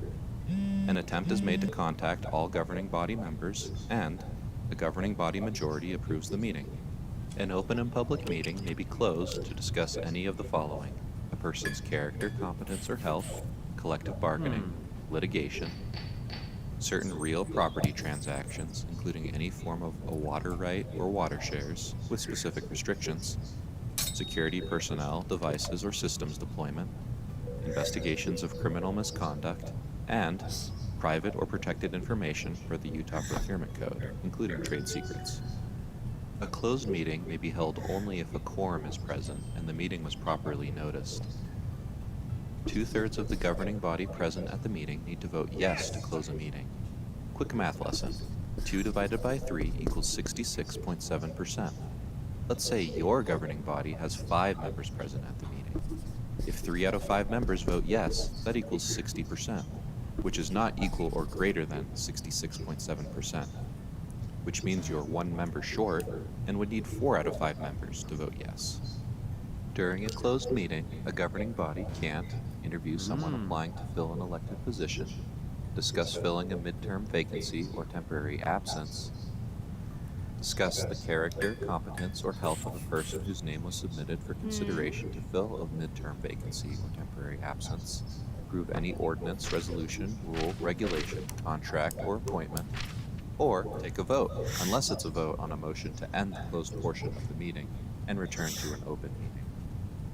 When a governing body closes a meeting, the following must be publicly announced and entered into the minutes of the open meeting at which the closed meeting was approved. The reason or reasons for holding the closed meeting, the location where the closed meeting will be held, and the vote of each member of the governing body either for or against the motion to close the meeting. If a closed meeting is discussing a person's character, competence, or health, or security personnel, devices, or systems deployment, or several other exceptions, mostly related to state bodies or project entities, no recording or minutes are required. However, the presiding member needs to sign a sworn written statement stating such. If the closed meeting is held for any other reason, a recording must be made, which includes date, time, and place of the meeting, names of members present and absent, and names of all others, except where disclosure would infringe on the confidentiality necessary to fulfill the original purpose of closing the meeting.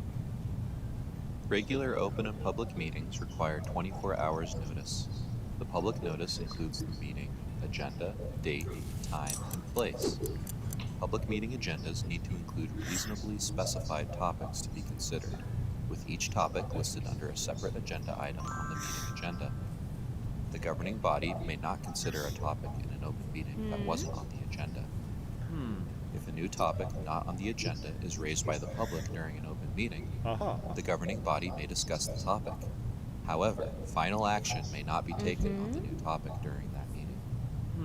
Additionally, entities holding regular meetings scheduled in advance over the course of the year need to provide annual notice of the entire year's meeting schedule. The notice must include date, time, and place for each meeting. Notice is posted at the entity's principal office, or if the entity doesn't have a main office, at the building where the meeting will be held, and the Utah Public Notice website. Typically, posting on the Public Notice website is done by the records officer, recorder, or clerk. However, it's the governing body's responsibility to ensure notice is provided. State Archives has prepared a training manual and quick guide for owners and posters, as well as training videos that can be accessed at their website, archives.utah.gov. Written minutes and a recording are kept of all open meetings, with few exceptions.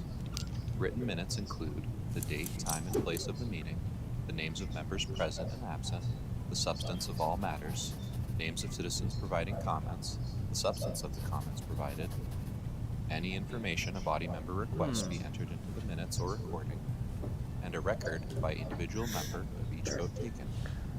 A body with elected members must record each vote in list format by category for each action taken by a member, including yes votes, no votes, and absent members next to each member's name. A recording must be a complete and unedited record of all open portions of the meeting from beginning to end, and be labeled with the meeting date, time, and place. All or any part of an open meeting may be independently recorded by any person in attendance if the recording does not interfere with the conduct of the meeting. Pending minutes means written minutes of an open meeting in draft form subject to change before being approved by the public body that held the open meeting.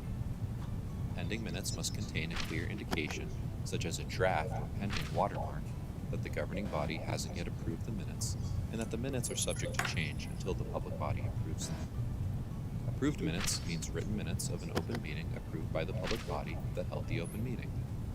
Entities must establish and implement procedures for the public body's approval of written minutes. Public meeting pending minutes, approved minutes, and recordings are public records under grandma. Any individual who publicly presents information relating to an item on the public body's meeting agenda must provide a copy of the information for inclusion in the public record. Make pending minutes available to the public within 30 days. Within 3 business days after approving written minutes of an open meeting, make approved minutes and any public materials available at the Utah Public Notice website, the entity's primary office, and the entity's website. Within 3 business days after holding an open meeting, make an audio recording of the open meeting available to the public for listening.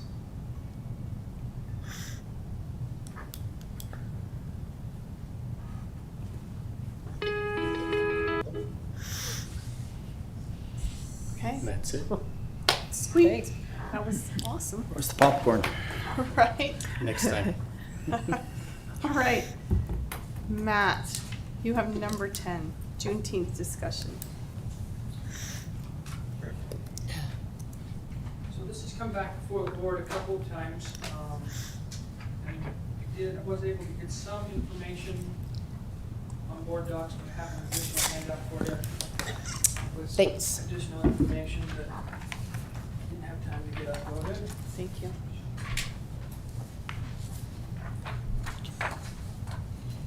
So as you're looking at that, and it's tried to be color coded, as you're looking at it, that first table, if you will, I really didn't want to talk into the mic. You can too. The mic doesn't want to come on. Okay, if you're looking at it, that first table, if you will, shows you the categories of employment that are impacted by the decision on what to do concerning Juneteenth. That first one is your 12-month classified. They're on an hourly calendar. We work 237 days, and there's holiday pay, non-work days, vacation, and sick leave are all not applicable because they're not eligible for any of those. If you drop down to the next category, you have your 12-month career classified. They're on a 12-month paid holiday calendar. So they have 237 work days. Then they have 18 paid holidays, which ultimately gets them up to the 255 days that their work notification tells them that they're working. They also have the ability to earn 1 day of vacation per month and 1 day of sick leave per month. 11-month, very similar, 11-month paid holiday. They have 217 days. You take into account the 16 holidays, and they actually get compensated for 233 days. Again, they can do 1 day a month, so 11 and 11. Dropping down to the third category, you have your 12-month administrators. 12-month administrators are on a no paid holiday calendar. They have 237 days. That being said, over the course of the calendar year, they have 23 non-work days, and that gets them up to the 255 as well. So they're paid 237 days over 255 length of year. They can accrue up to 18 vacation days and 12 sick days. 11 month, very similar. 16 and a half vacation days, 11 sick days. So that, when we sit down to look at and build calendars, this is the guiding framework. As we bring calendars to the school board every year, this is the guiding framework. Now, there are times when things have to be adjusted or adapted to make everything fit in the calendar, depending on how the calendar year falls out itself. Questions on that?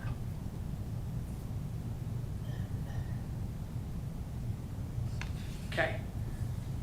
If you go down below, still color coordinated, you see that we have the 3 classifications of employees that are impacted if we were to do something with a Juneteenth holiday. You have classified employees. There are 35 of those that would be impacted. The impact would be that it decreases the hours worked, and it would reduce their pay by the hours lost. And it actually would reduce our fiscal costs to the district. On career classified, there's 67 of those employees. It would, if you were to add Juneteenth, it would increase holiday hours, decrease hours worked, no change in pay, no additional fiscal cost. And on your administrators, with your 29 administrators, it would create an additional non-work day, which in essence would change the denominator on your calculation and increase the daily rate of pay. But there would be no change in compensation, no change in pay, and no additional fiscal cost to the district. Doing some comparison, and then the tables below, that just shows you, of your classified employees, 13 of them are scheduled to work 3.5 hours a day, 13 are scheduled to work 8, and it gives you a total of the 35 employees scheduled to work 193 days. The 67 employees on the career classified, 193 hours, excuse me. The 67 employees would be working the 82 hours. Just doing some comparison, typically, as of right now, including Juneteenth, the federal government has 11 federally approved holidays. The state of Utah has approved Juneteenth as a holiday, as a state holiday. Comparing this, and it's difficult, and I want to be clear that this is not, given more time, I would have liked to provide a little bit better comparison from district to district, because, but what I was able to come up with is how does that compare to other entities in San Juan County? So for example, like San Juan Health, you can accrue up to 60 hours of paid time off, and they have 7 paid holidays. And then once you use your 60 hours of paid time off, you can just keep, it just continues to accrue. With Blue Mountain Hospital, they have 12 paid holidays. They accrue their paid time off on a percentage depending on how long you've been there. And they, 2 years ago, removed the limit, so they can accrue up to, there's no limit. Like the lady I was talking to on the phone today from their HR office told me she has 4 months of paid time off lined up. So we're not really comparing apples to apples here. That's apples to oranges. I think if you were to, have the information in front of you, looking at other districts, you would see that our schedules and our leave are pretty standard, and maybe even not as large as some. Superintendent, we had that discussion about administrators and all the information we got from them, and it was quite interesting to see that there were at times 11-month administrators working less days than our 12-month principals, making more money in other districts, and that was the common theme throughout the whole process. So there's some options that the superintendent put out there as just talking points. I don't know that the board has. Let me jump in, just so the board clearly understands. We were directed in your action item back in May. We talked about this, and your direction to administration was to bring back more information. So we're trying to do that, but there is no real timeline. I mean, this holiday now isn't scheduled even all the way through to June. So by starting now, we have time to, if you do have any more questions, if you want to see more comparisons, I don't want you to feel like there's any pressure that this has to be any kind of an action item today or a quick approval. This is being brought back. I do think I will bring the board up to date a little bit on what we saw. We talked about this in our May board meeting, and then our June board meeting came after Juneteenth, and we did get a fair amount. I remember probably as many as a dozen inquiries as to, do we have this day off, or why don't we have this day off? So, I mean, and that was that first year. There was some confusion. If you read in the paper, there was a lot of talk across the state.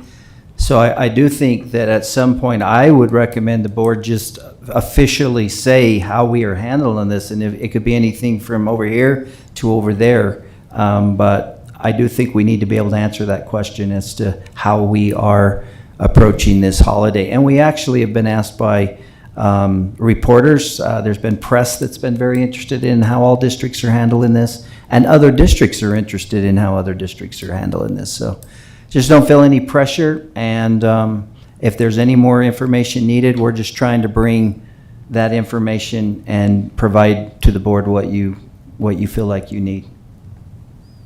Any comments? I have a clarifying question. You mentioned San Juan Health. How many days did you say they had off for holiday? San Juan Health has 7 paid holidays, and then they accrue up to 60 hours at a time. Well, and I actually have 8 because they include, no, I guess they don't. Never mind. Yeah, 7 paid holidays for them. I did a little bit of research with some of those others, and I found some interesting things that I would like. I think we need at least another month, whether we choose to give employees paid time, an additional paid time off or not. I think it's valuable information for our school board to understand how everybody's paid, and as you mentioned, apples to oranges with other entities because of the total possible time off allowed for employees at whatever institution, whether it's a private institution, a taxing entity like us, other education, Utah State and other districts. I found it really, really interesting to see where we land and where we want to stay competitive, but it looks like we've got 23 days, 23 holidays, because let's see, there's vacation and holidays, vacation, PTO and sick leave, and everybody's got it just a little bit different. But it looks like to me that San Juan School District has double the holiday pay then the next highest entity in San Juan County, because, well, unless you call it non-work, what do you call that? The term is non-work days. It is semantics. Yeah. It's used to impact the daily rate of pay. But in essence, it would be accurate to say that San Juan School District has 23 days Of holiday pay. Depending on what category you're in, that could be holiday pay, that could be non-work days. But throughout we're a 12-month employee. Yes. Yeah. That's an entity. But this really affects admin, because it's June. And support staff. And support, but which Staff. is not huge in June. Well, and like Utah State, their administration only has actual holidays off. Higher education in Utah, they have the actual holiday off, and they also get the day off after Thanksgiving, and 2 days in addition to Christmas. They don't have any spring break time off. They have 12 days holiday, and then some personal time off, some sick leave time off. So I found it fascinating. I think our board is, in general, we need to understand, and it's a good, it's a motivating factor, and a good, something where I think we can attract people to come to our district, you know, based on how other districts too, which I haven't looked at all, but I looked at the entities, most of the bigger entities in San Juan County, and we're far and above. I mean, we're double what the highest one is in holiday pay. That doesn't, Or holiday paid days off, yeah. That doesn't come to any surprise to me whatsoever. I do think it would be of more significance if we were competing with, like, Matt, quit turning your mic off. I do think it would be of more significance if we were competing with USU or with, the health care facilities for employees. Occasionally we do with a nurse or something like that, but when we're talking about hiring K-12 public education administrators, we're competing with the other districts in the state of Utah and around the state of Utah. And right now, from that perspective, you know, as enticing as it is to say, yes, compared to local entities, we have more time off, absolutely. I think that's a big win. Are we competitive with other districts throughout the state? Compensation, time off? No, we're not. And so it depends on what who we're trying to compete with and who we want to compare to get that full and accurate information. But even when we talk about time off, even if we're looking at other local governmental agencies or health agencies, I think we have to look the entire framework of the benefit package, because we're looking at our leave days, our vacation days, where I'm familiar with another organization that's in this area, and this person that I'm very aware of has probably, in my opinion, is as much or more time off, the ability to earn time off. They earn at least a day and a half per pay period, and if they use one, they earn one the next pay period, and they can build it up to a certain point. And so anyway, we have a cap on what we can carry over and what we can have in a bank at one time, and it's much lower than this organization. So anyway, I think we sometimes call it certain things, and we got to be careful to look at the entire structure of the benefit package. Yeah, that's what I'd like to do, because there's holiday off, and then there's every entity has it a little bit different. Some lump them all into one, and they don't care if you use it for vacation or sick leave, and others are separated out into sick leave, personal time off, and holiday pay.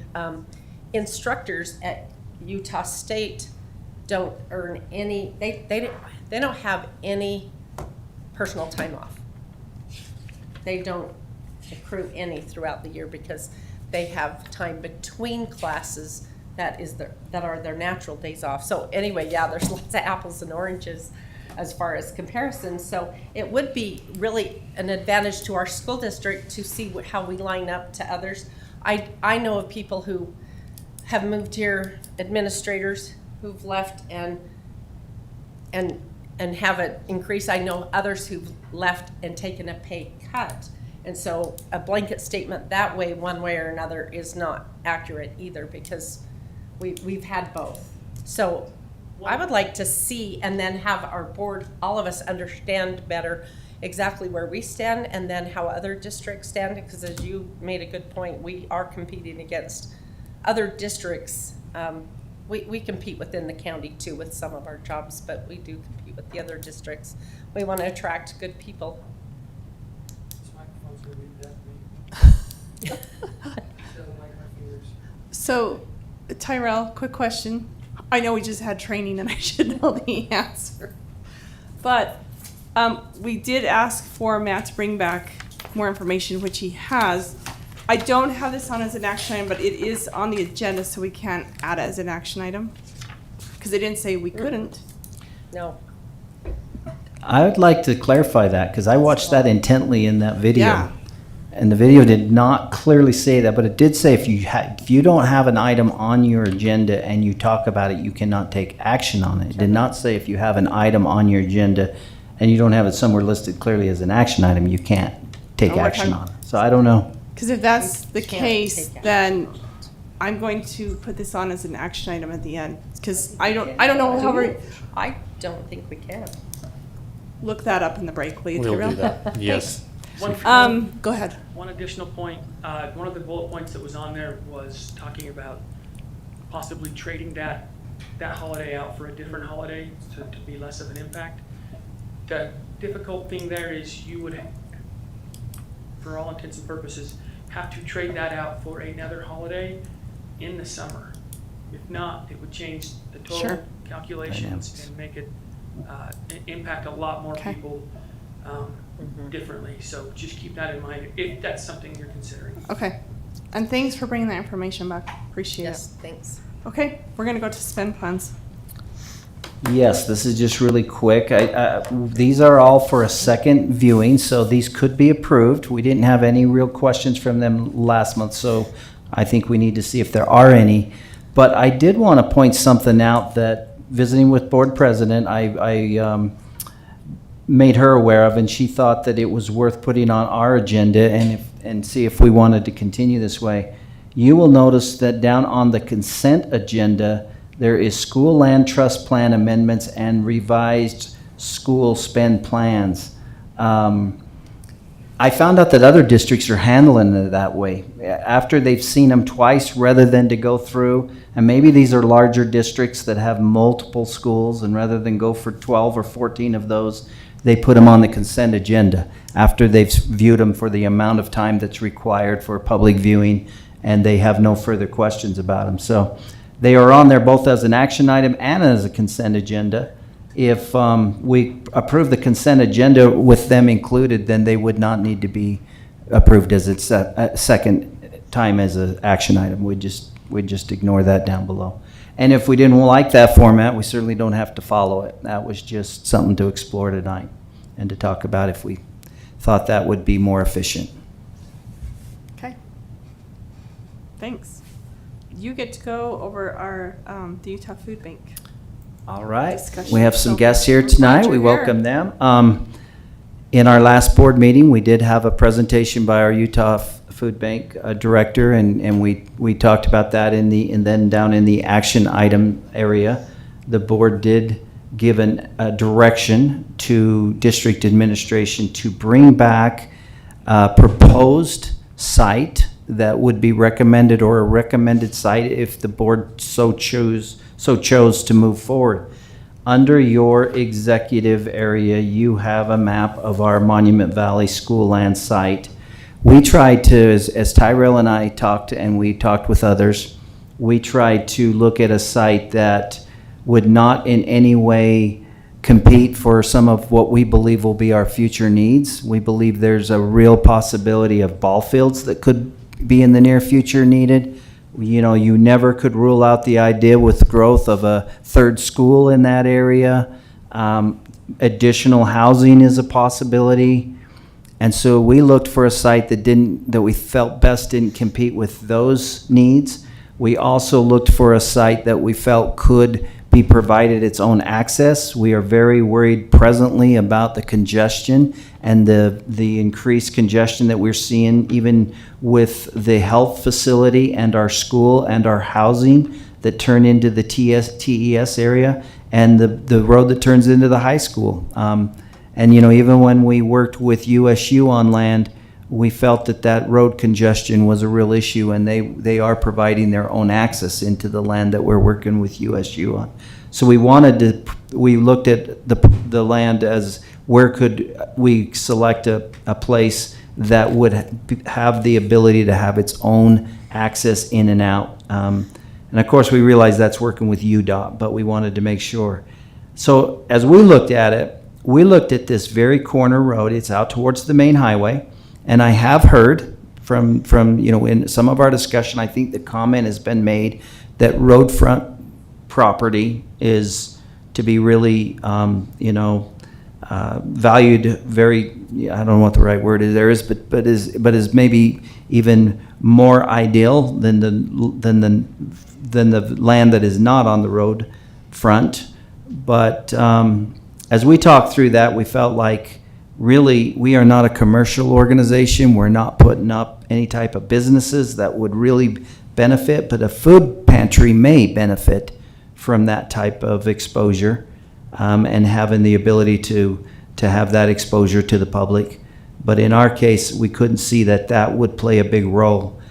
And it's also kind of a corner on our land that the health clinic has taken that whole middle section.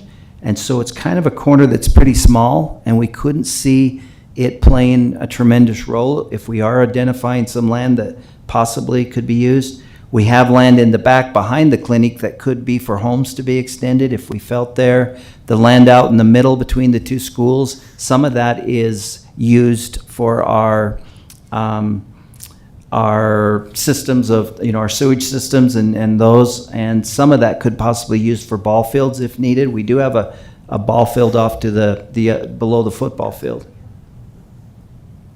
No, it's only under executive.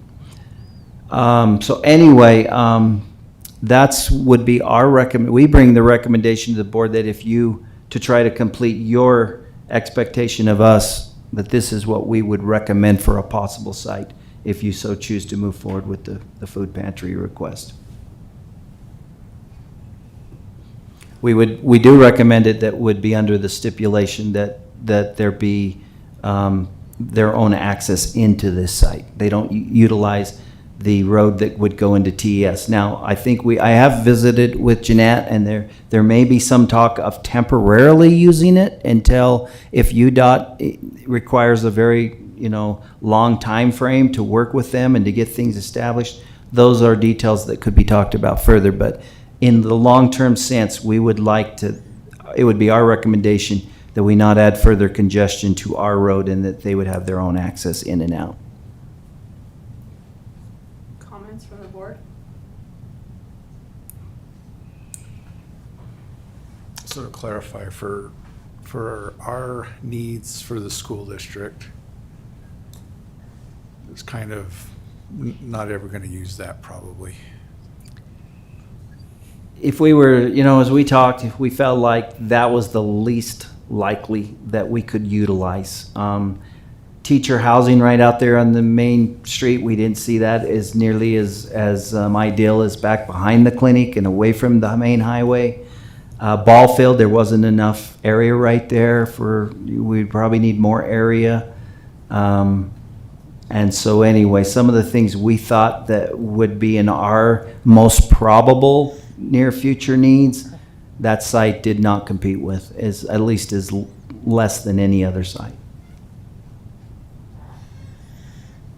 What about the far other corner, clear corner across is also a corner, but it's... Back to the roundabout? No. clear across to the right, top right part of the screen. And that's where you approved Utah State. Oh, Yeah. okay. They're But already. that's not, okay, it's not marked on here. Yeah. I've forgotten. And then when we were looking at the last project with UNHS, there was areas of this land that we can't do anything with. I mean, it looks like it's all, you know, there's all this, there's land available, but there's parts of it that we can't do anything with because of sewer and lines Leach field. and all those kinds of things. It would be interesting to see a map of where, you know, that nobody can use.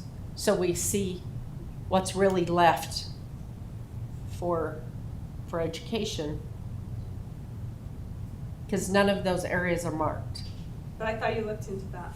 Yeah, they're not marked on your map there, but just to the north of the elementary school, you can kind of see that green field. That's- That and extending a little further and a little more to the west, you have your sewer lines or your leach fields for the septic systems that we run, as well as I can't remember the exact terminology, but our underground pumps that we use for cooling and heating in the building are in that area in between the two schools there. And that's really, I mean, as far as what we're using for facilities, the high school, the leach field, I think extends down under where the football field is. It's underneath the football field. So you don't have anything at Miami Valley High to worry about there. It's already being utilized. Do you have a map that shows where, you know, land is not usable that is actually? I don't have one like currently built, no. I've never I mean, seen one. And when we say not usable, like the football field is sitting on top of a leach field, and, Yeah, so and it's- possibly a field could also sit on top of Yeah. TS. I don't know. I'd have to ask. But On top of this it's green definitely not part where over you here. would build a facility, but you might put a ball A ball field. field. Mhm. So Which we've looked into accommodating for those fields in this map. That's why you've chosen what you've chosen, correct? yeah, because I didn't think it would compete with those needs, that corner.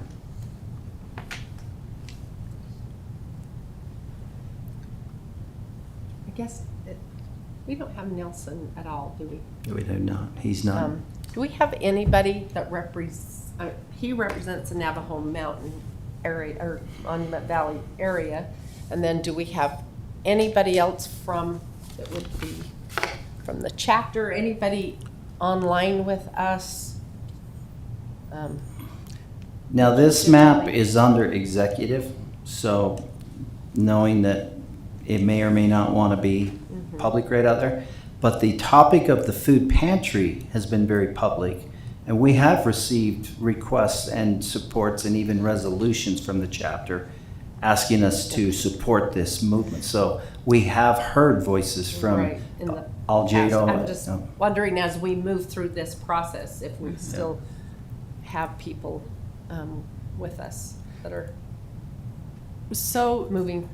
Tyrell, with that X and the red mark, is that really how much of an area that takes up, or is that?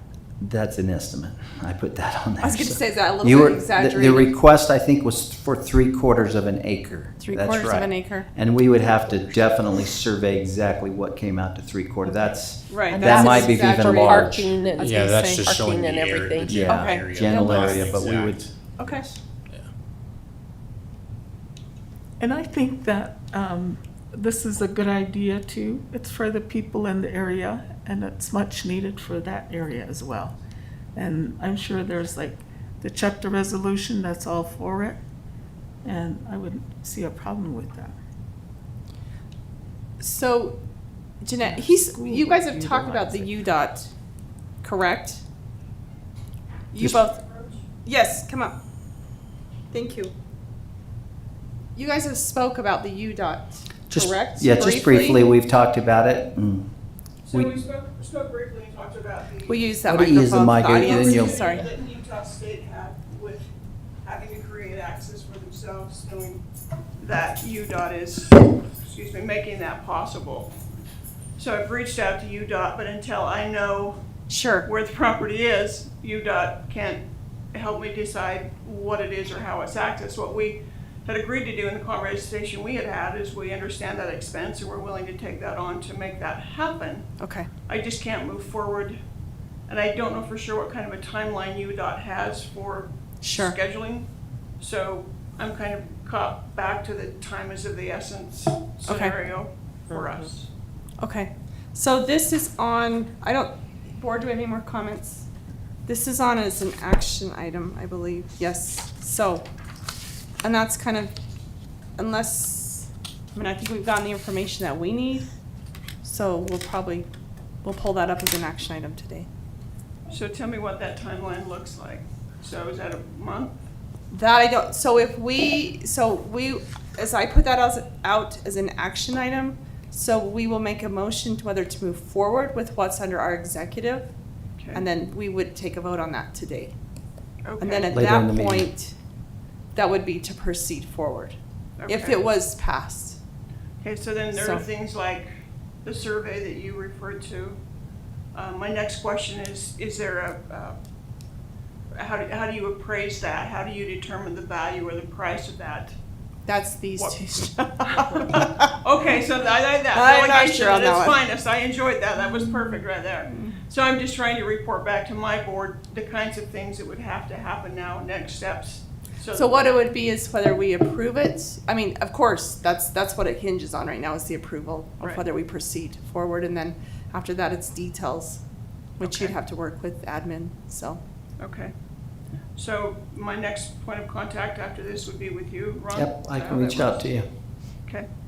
All right. Well, thank you for your time. Thank you for your patience as we continue to come back to your meetings. But, thank you for giving us the opportunity to really pose this as a collective and a collaborative opportunity to help the area. And to, just on behalf of all of us, thank you very much. Okay. Thank you. Thank you. Thanks for being Thank you, here. Jenna. All right. Okay, we will move to our last item before we break, so number 13. Okay, that's me as well. And with our new boardroom, there was just a little bit of talk, and it was asked to put this on there just to have a discussion. If we, with what we've invested here and what we have here, is it in the best interest of meeting the needs of our public by broadcasting out and utilizing this system each month rather than traveling to the individual school sites?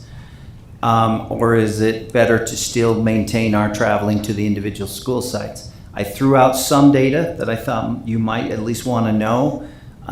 We did go back and look at our last 5 board meetings, I believe it was. And again, those ranged anywhere from 60 views was the fewest, all the way up to over to 100, and they were everywhere in between.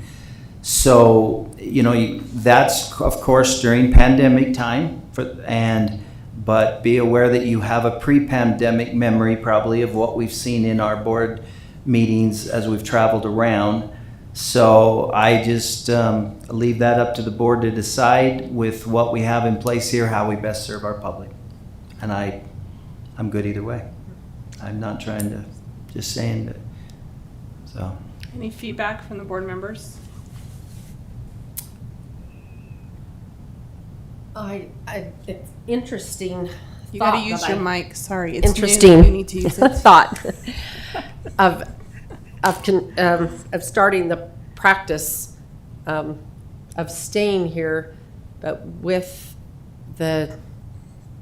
all of the equipment that we have, it makes a lot of sense to use this equipment monthly to broadcast out and get more activity.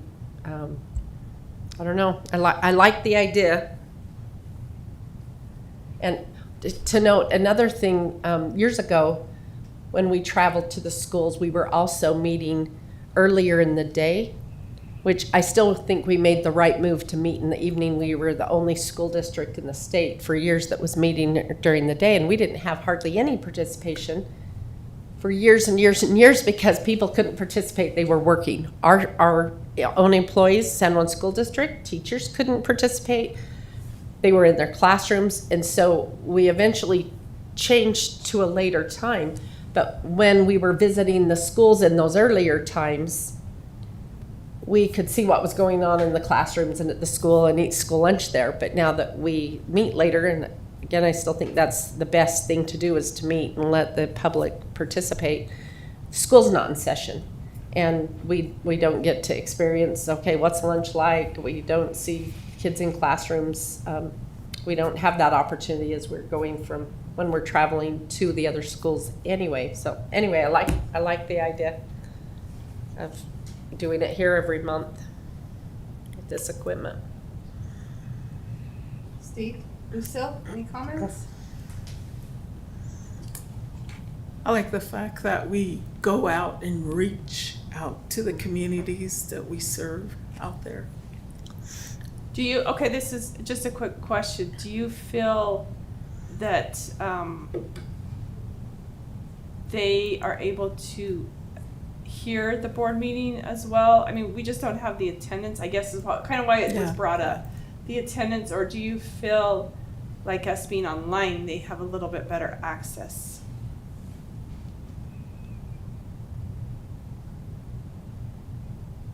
Well, some do Sure. and some don't. So,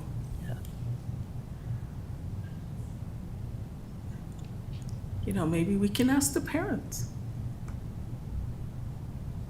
Do a survey. Yeah, do And a see survey. Yeah. if we'll Ask the people, parents. Steve? I guess I'm not opinionated on it. I can see both ways. You know, with this technology, we can electronically get out to a lot of people, but sometimes it's a good gesture to show up in a community. So I guess I'd be interested to see what constituents might think of it. Could we just maybe do that? Yeah, we can do a survey. We have the ability to let's do a be pretty survey. thorough with surveys. Okay.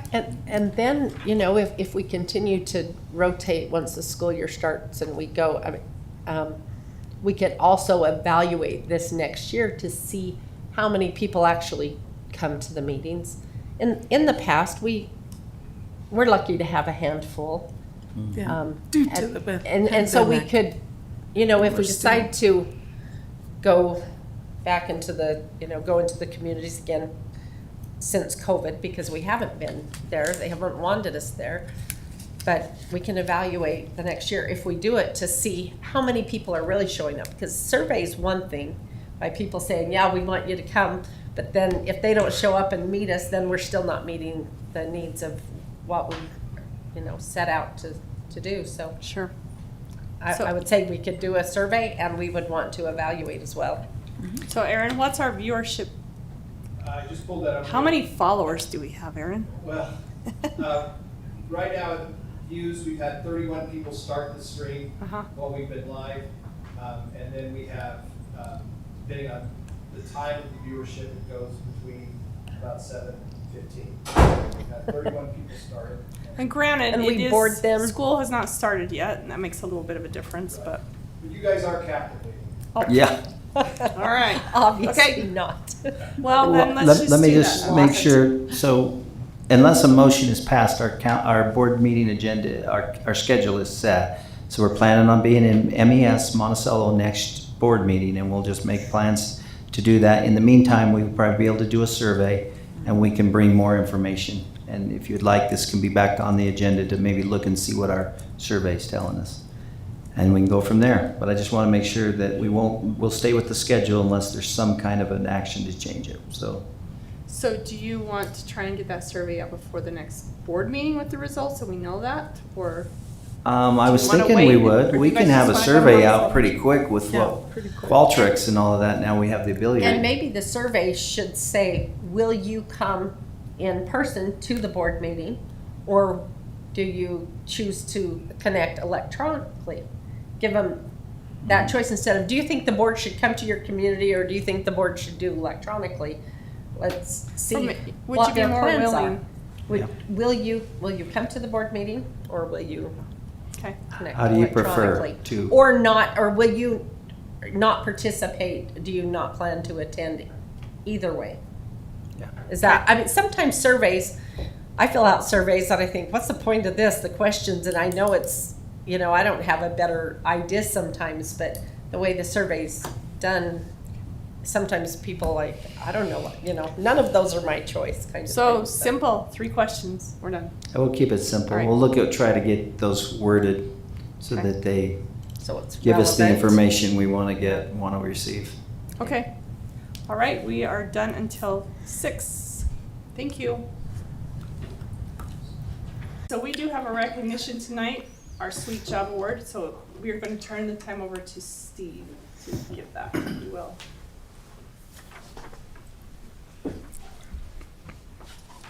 Well, Tyrell, why don't you follow me over here and let's do a little presentation. Aw. Come on over, Tyrell. Where's that? Nominated by superintendent. Tyrell Pemberton has been, can you speak into the mic? We probably should speak into it. Yeah. Here's Sure. one. Now. This one? Tyrell said. Okay. Okay. I defer again. Tyrell Pemberton has been the business administrator for the past 14 months. In this time, he has provided tremendous support in the area of effective management of resources, compliance to district and state policy, and management of human capital. He has grasped complex issues quickly and been assertive in bringing about positive changes when needed. He is an effective communicator when working with district staff. In so many areas, Tyrell has been a critical force in moving the district forward. We are very, very fortunate to have him on board. Thank you, Tyrell, for your professionalism and commitment. Congratulations.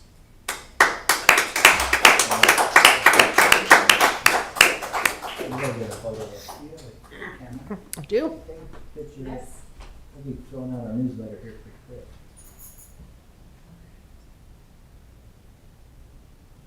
Sweet 2. Okay, thanks. I'll get it from school staff, the graders office. I will send these to you right now, so. Tyrell, thank you. We appreciate your work.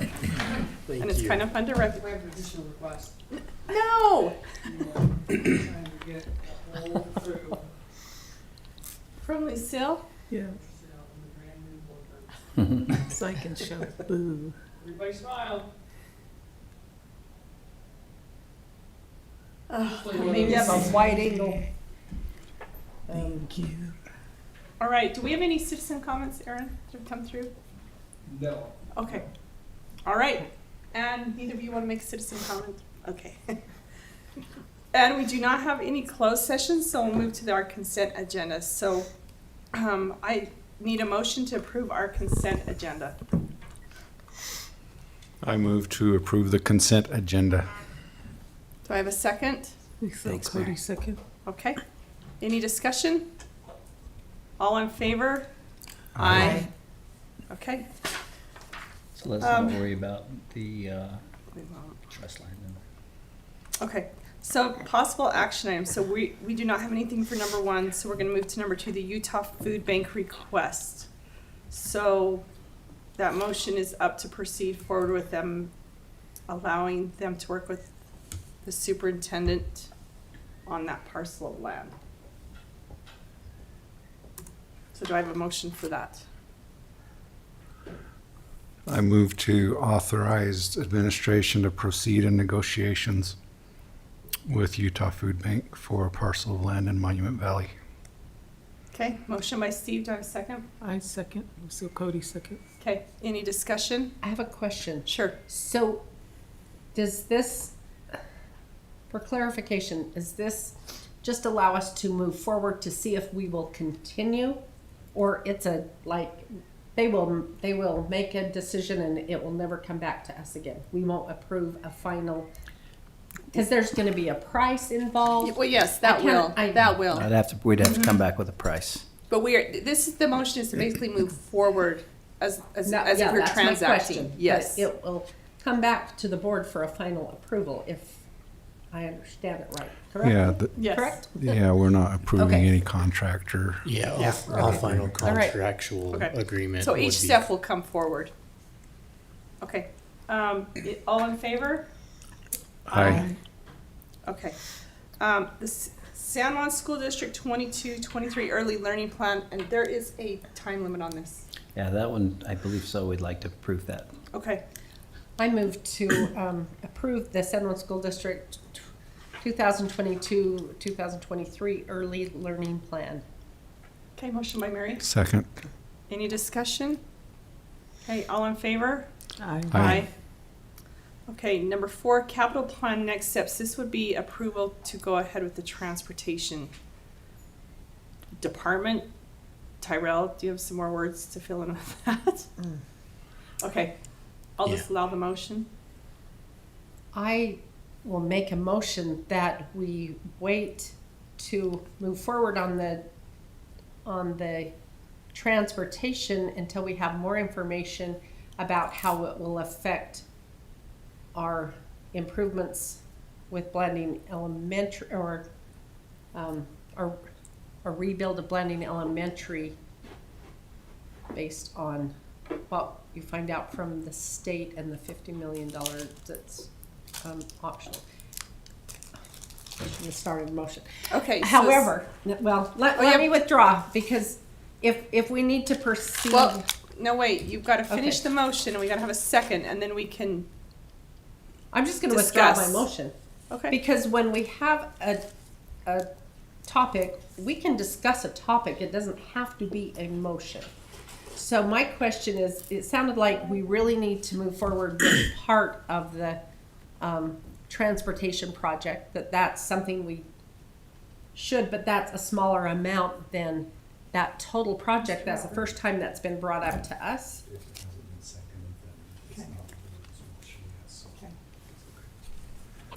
And so I think it's premature, where this is just brought up to us for the very first time, to approve a $2 million project that we haven't ever discussed until today.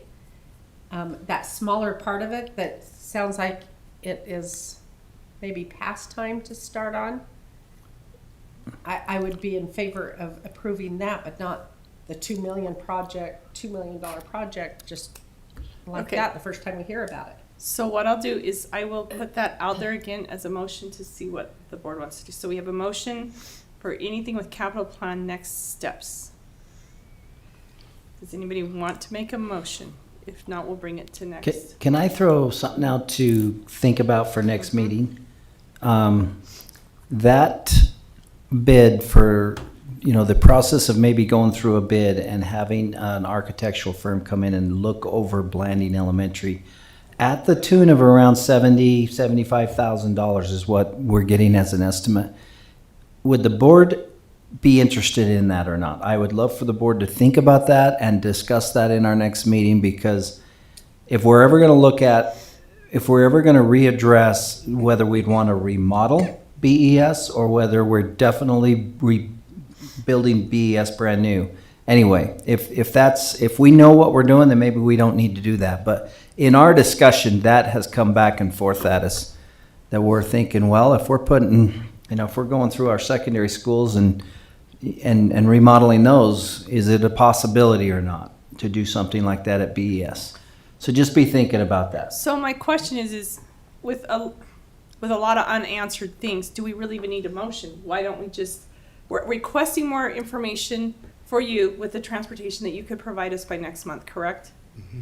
Then if we That is in feel, conjunction with the plans for. yes, Blanding Elementary. with the Yeah. Blanding Elementary. So Yeah. that would provide that information. And then are we feeling like we would like more information for what we really want to do with, was it Blanding Elementary or ARL? BES. So do we want to spend that money? I don't know that we need a motion, or would we rather just proceed I don't think we need To a have it motion. looked. Yeah. to get looked at for that Oh. price tag? We can talk about that next Oh, you can board bring that meeting. next Oh, board yeah, meeting. I just want you to be thinking about it. Okay. Because as we get into discussions, the question comes up, could we put 15 million into BES and come away with a pretty nice, staying nice, new, modern looking building? And if you could, and we could do that, that would change the dynamics of the budgeting of how we would move forward in a capital plan greatly. If we were looking to raise 15 million rather than 40 million, the dynamics and the whole framework changes greatly. And could 15 millions greatly change the building or not? I don't know, and I'm just throwing out a number, but we aren't anywhere near qualified to even begin to answer that. The question is it worth an investment of 70 to 75 to have the people that are qualified to answer that or not? Have they And given you that bid? Yeah, we've got a pretty accurate bid. Now, we may still have to go through a proper procurement and all that, but we do know that would probably be the price range to have the architectural firm, the people that are really qualified to give us that information. It was far more pricey than I thought it was going to be, but that's what it looks like. Okay, so next month you would have information on the transportation. Yeah, we'll definitely have more information. Bring for you that coming. forward. We guys be thinking about Let's that. have a month, next month, let's think about moving forward with someone looking at planning elementary. You look like that's good. So I assume that the reason the request is being made to the board now is because this wasn't included in the annual budget that we just approved in June, correct? Right. Any of the bus barn. Because we did approve the ARL project where the HVAC was a part of your annual budget, but that was not included in the budget at all. So that would be the request to make before the board, before we would ever move forward on that, to receive action from the board so that when we amend the budget next June, we would have that motion from the board. There are two parts to the bus barn. One was the kind of essential part, we need to do that. And then the other was the bays. Yes. Yep. Okay. And how much was the essential part again? We have an estimate it's around $350,000 to do the fuel network site. And you're anxious to get going on that? It's not like it's the direction we received from the state fuel network is we need to be able to provide in the next couple of months some steps that we are taking to remedy the problem. Otherwise, they will likely shut our fuel network site down in Blanding. So it's not like it has to be done tonight, but here in either September or October, we've got to have some kind of direction that we are going that we can provide back to state fuel so that they know what our steps are, so that they can see steps are being made to remedy the problem. So Tyrell, does it make sense for us to approve that tonight so that you can move forward on that? Or do they need to be together if we're going to do both? They don't have to be together. I mean, that was just kind of our thought was if we're going to take care of one, it makes sense to do it all together and in the same type of timeline. But they don't have to be. And we could approve one without the other. That's a board decision if we wanted to move that way.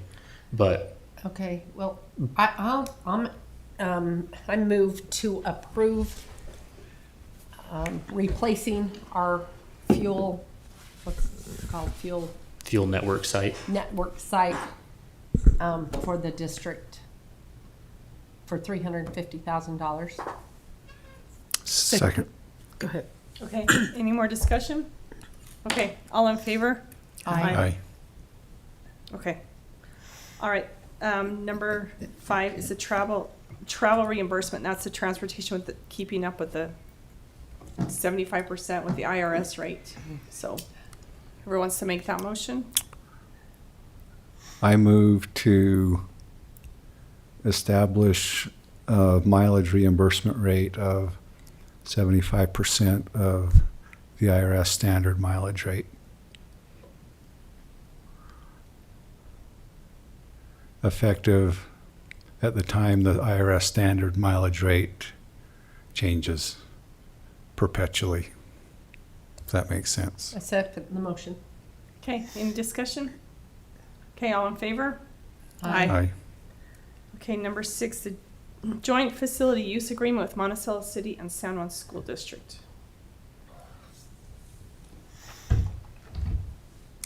Okay, I move to approve the joint facility use agreement Monticello City and San Juan School District, and to include, or in addition to what we have, to include that there will be wording addition that will specify the people who have the keys, who have the keys, and that to be updated as those people change. Okay, do I have a second? No word. Second. Okay, any discussion? My only thing with the motion that we haven't included that I would like to see is that there is that some sort of A fine. penalty with, It's the board's motion. Can we make a second you can amend motion it. to a? Yeah, you can, or we can amend it or add. I forgot how. This It's the is board's Robert- motion, so feel free. Robert, Something like I here. move So- to amend the motion by adding the words or Okay. something like that. Yeah, so you can, I move to amend the motion by adding the words in the agreement, also to add a fine of $500 if there is, if our key policy is not followed. okay. So amendment by Mary. Do we need a second on that? Yes, second. Second. Okay. Any discussion? So- So putting a fixed dollar amount of $500 into an agreement kind of gets us down the path of, well, I guess this agreement expires in 2027, doesn't it? I was gonna say, it puts us down the path of having a fixed dollar amount in policy that That gets someday smaller and is like- smaller over a year. Yeah, it's like 20 bucks. Half of their pages. Yeah. Well, it's for 5 years, I guess. So the $500 we're saying is if they misuse the key, if they loan it out, If they don't follow our Well, policy. if they lose the key, or we find, let's say some students always letting people into the building. Well, it's what the policy says, is really what it is. It's what the policy states. If they the policy violate. is not followed. Because if you're a district employee, you can be terminated, 'Cause- or you can be, what was the other wording? To clarify, lost key is $100 policy. Fine, That's $100. in policy. So a lost key is just $100. So lost key, that's fine, but if you're abusing the right, the privilege, then, I mean, if you're an employee, you can be terminated. So you gotta make it stiff enough that, Yeah. And do you know, I know people who would say, I'll pay $100 to have a key I'll pay the fine. I want a key to a gym. So we have an agreement, and if that agreement isn't followed by either side, then we go to breach of contract, and the agreement yeah. is no longer That's true, valid. that's true.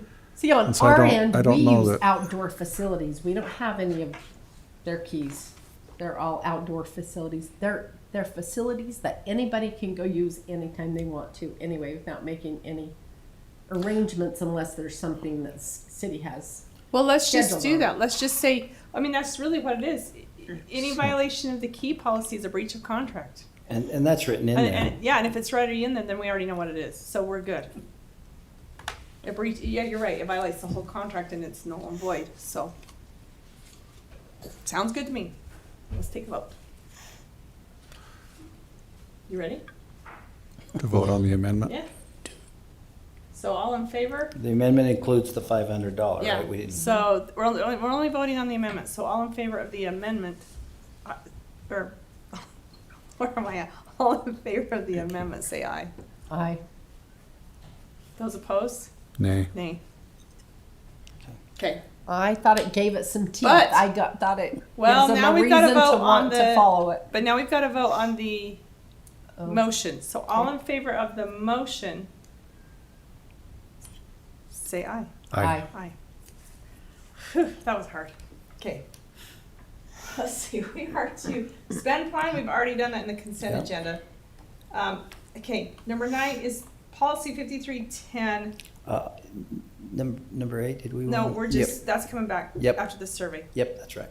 So number 9, policy 5310 is the sensitive materials for the library. Yeah, that doesn't have to be Oh, approved not- until she's gonna October make some 1. changes. She's gonna bring some changes that I would highly recommend that you continue to look at that throughout this next In month. fact, that includes both of those, because we've got to Mhm. change that wording. Yep. Okay, and then the last thing is, we are going to put on here if anyone would like to make a motion to approve the Juneteenth holiday, because we can add it. Tyrell did look at the policy, or the code.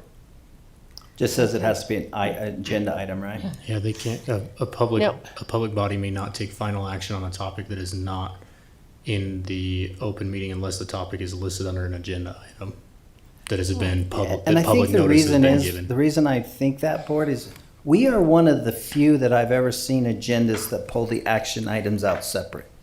Nearly all your other agendas you'll look at, I've looked at some other boards, they'll say item, action. But it's with the item, it's with the discussion, but we do our work session right next to our board session. And so anyway, it kind of changes the dynamics of our meeting a little bit, but most people will take an item, discuss it, and whether they take action or not is the end of it. And then it's the next discussion. We keep our action items clear to the end.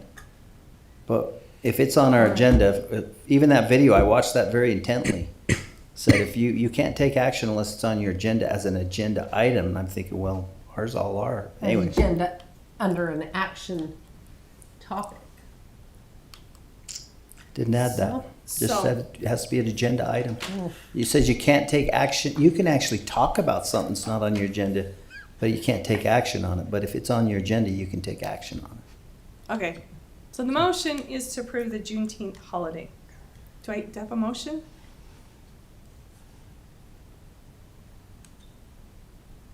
Okay, did you want to move it to the next board meeting, or you want to be done with it? It was alluded that there's a comparison with other districts. We saw a salary compensation comparison a few months ago that compared all the different districts. And I don't remember if days off was part of that. Does anybody wasn't. remember that? It was not. Oh. So, do you like more? No, it should have been, sorry, you should have been able to see, like, salary on a 188-day contract, salary on a 233-day contract, salary on a 37. So we should be able to go in and see the number of days that they're working. And then take from the standard, 260 days that are typically considered in work days in the year. Except I do think that survey, the specific one that you're mentioning was just teacher comparison. I don't know that it included 12-month employees. Yeah, it was teacher. It was just a teacher Done by comparison. Beaver Yeah. PA. But Matt, didn't you say that we were comparable with other districts as far as the paid days off and such? I do believe that we are, yes. Okay. And we can get information to verify that one way or another. Each district is set up a little bit differently. Sometimes, you'll have an 11-month administrator if it's a principal of an elementary school, where most of our elementary school principals are 12 months. So, again, it's not a straight comparison, but we can definitely come up with some information. So, yeah, I'd like to request that we get information from every school district on actual days. So when we're comparing apples to, it's like I said, it's all a little bit different. So if we can have every single school district and how many days worked when you consider the days that they're not working. So whether it's holiday or vacation or sick leave, how many they can take, every district, how many they can take in a year. Okay. And I know that even gets a little complicated because some can roll some over, some can't, Well, and So the next year you can, you get into different types of leave, whether it's just straight paid time off, we don't have sick leave, we don't have vacation, it's just straight paid time off. And- things of that nature. But what I will do is I will try and get an idea of what, the people in those categories, what the number of days they are working. And we can extrapolate from there. So, just a comment I would like to make personally is that, I mean, we brought this back twice. I have no problem bringing it back again. But I'm a little bit torn in the fact that we're going to have Matt spend how many hours to find out all this information, which we live off of information. I agree with completely, but we're going to pay him his salary to find out all this information when we're trying to stay somewhat competitive in our salaries and our compensation. And to me, this is kind of, we're tripping over dimes to save dollars when it shows very goodwill for one day for half of our, I mean, a minuscule portion of our staff, really, because it's the summer, but that's just my opinion. I'll volunteer to do the research. Okay. It's mostly on the websites. Well, if you'd like to, that'd be great, because I mean, we're requesting more information, but I think your time could be much better spent, because we keep bringing this back again. We keep bringing it back and back, and I just feel like, for me, I'm feeling like it's kind of we're always fighting over that salary and what we're going to do, you know, what can we do? How can we stay competitive? And to me, this is one kind of thing we kind of could do that really doesn't really hit us in the pocketbook. Well, Extremely hard for the entire district, but that's just my thoughts. One of the things that we can do as well, except for I don't dare make the motion in case the interpretation is, and it's not on our action, but we could, I've seen some leave policies where they get to choose, they have a floating holiday, and it is specifically for the 24th in Utah. You can either take the 24th or you can choose another day to take off during the year. And we could do the 19th. People could choose they want to take the 19th off, or they can take the 24th off, and then whatever holiday they feel like that helps them. If it's all about honoring a holiday, and that whether we honor the holiday or not, I believe we can recognize and honor holidays and honor the purpose of it without having a paid day off.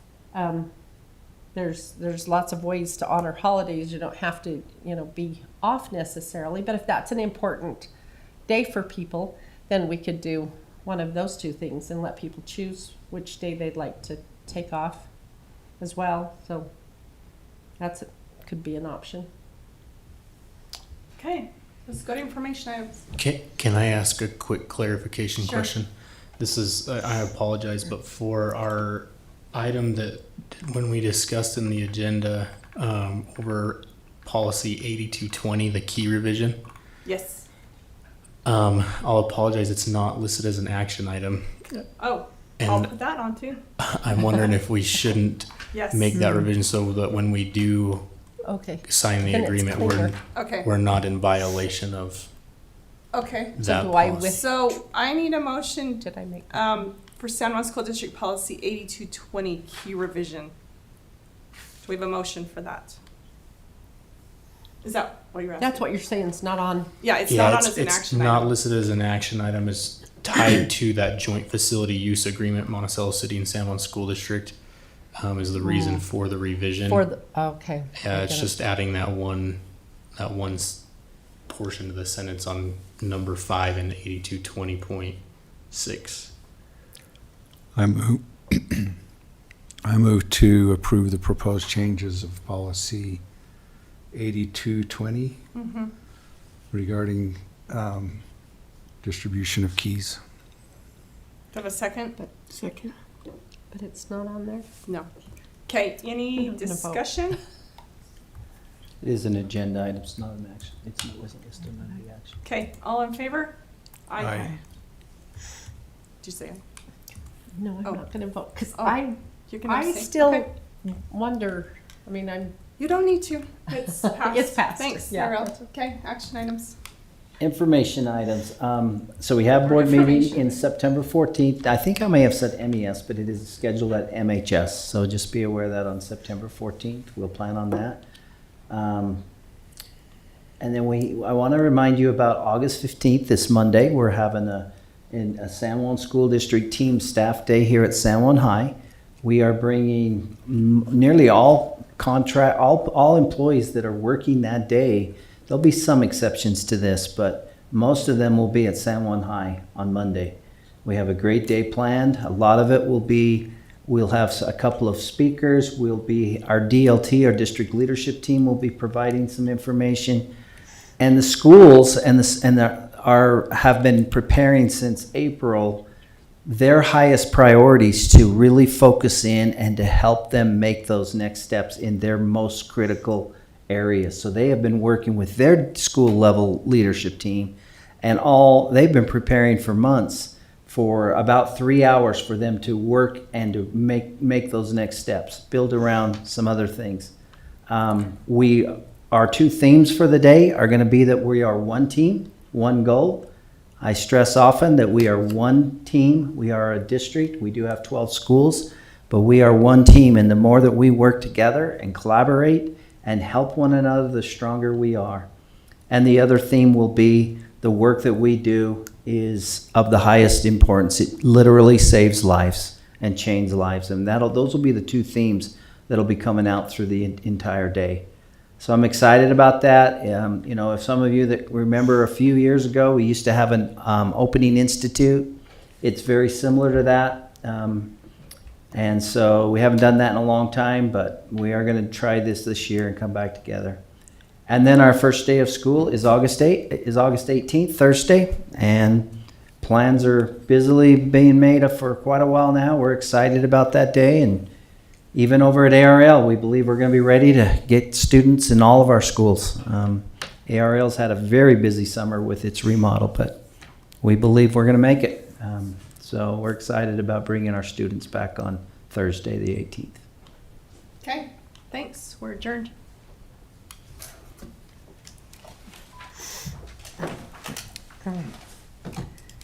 The technology is awesome.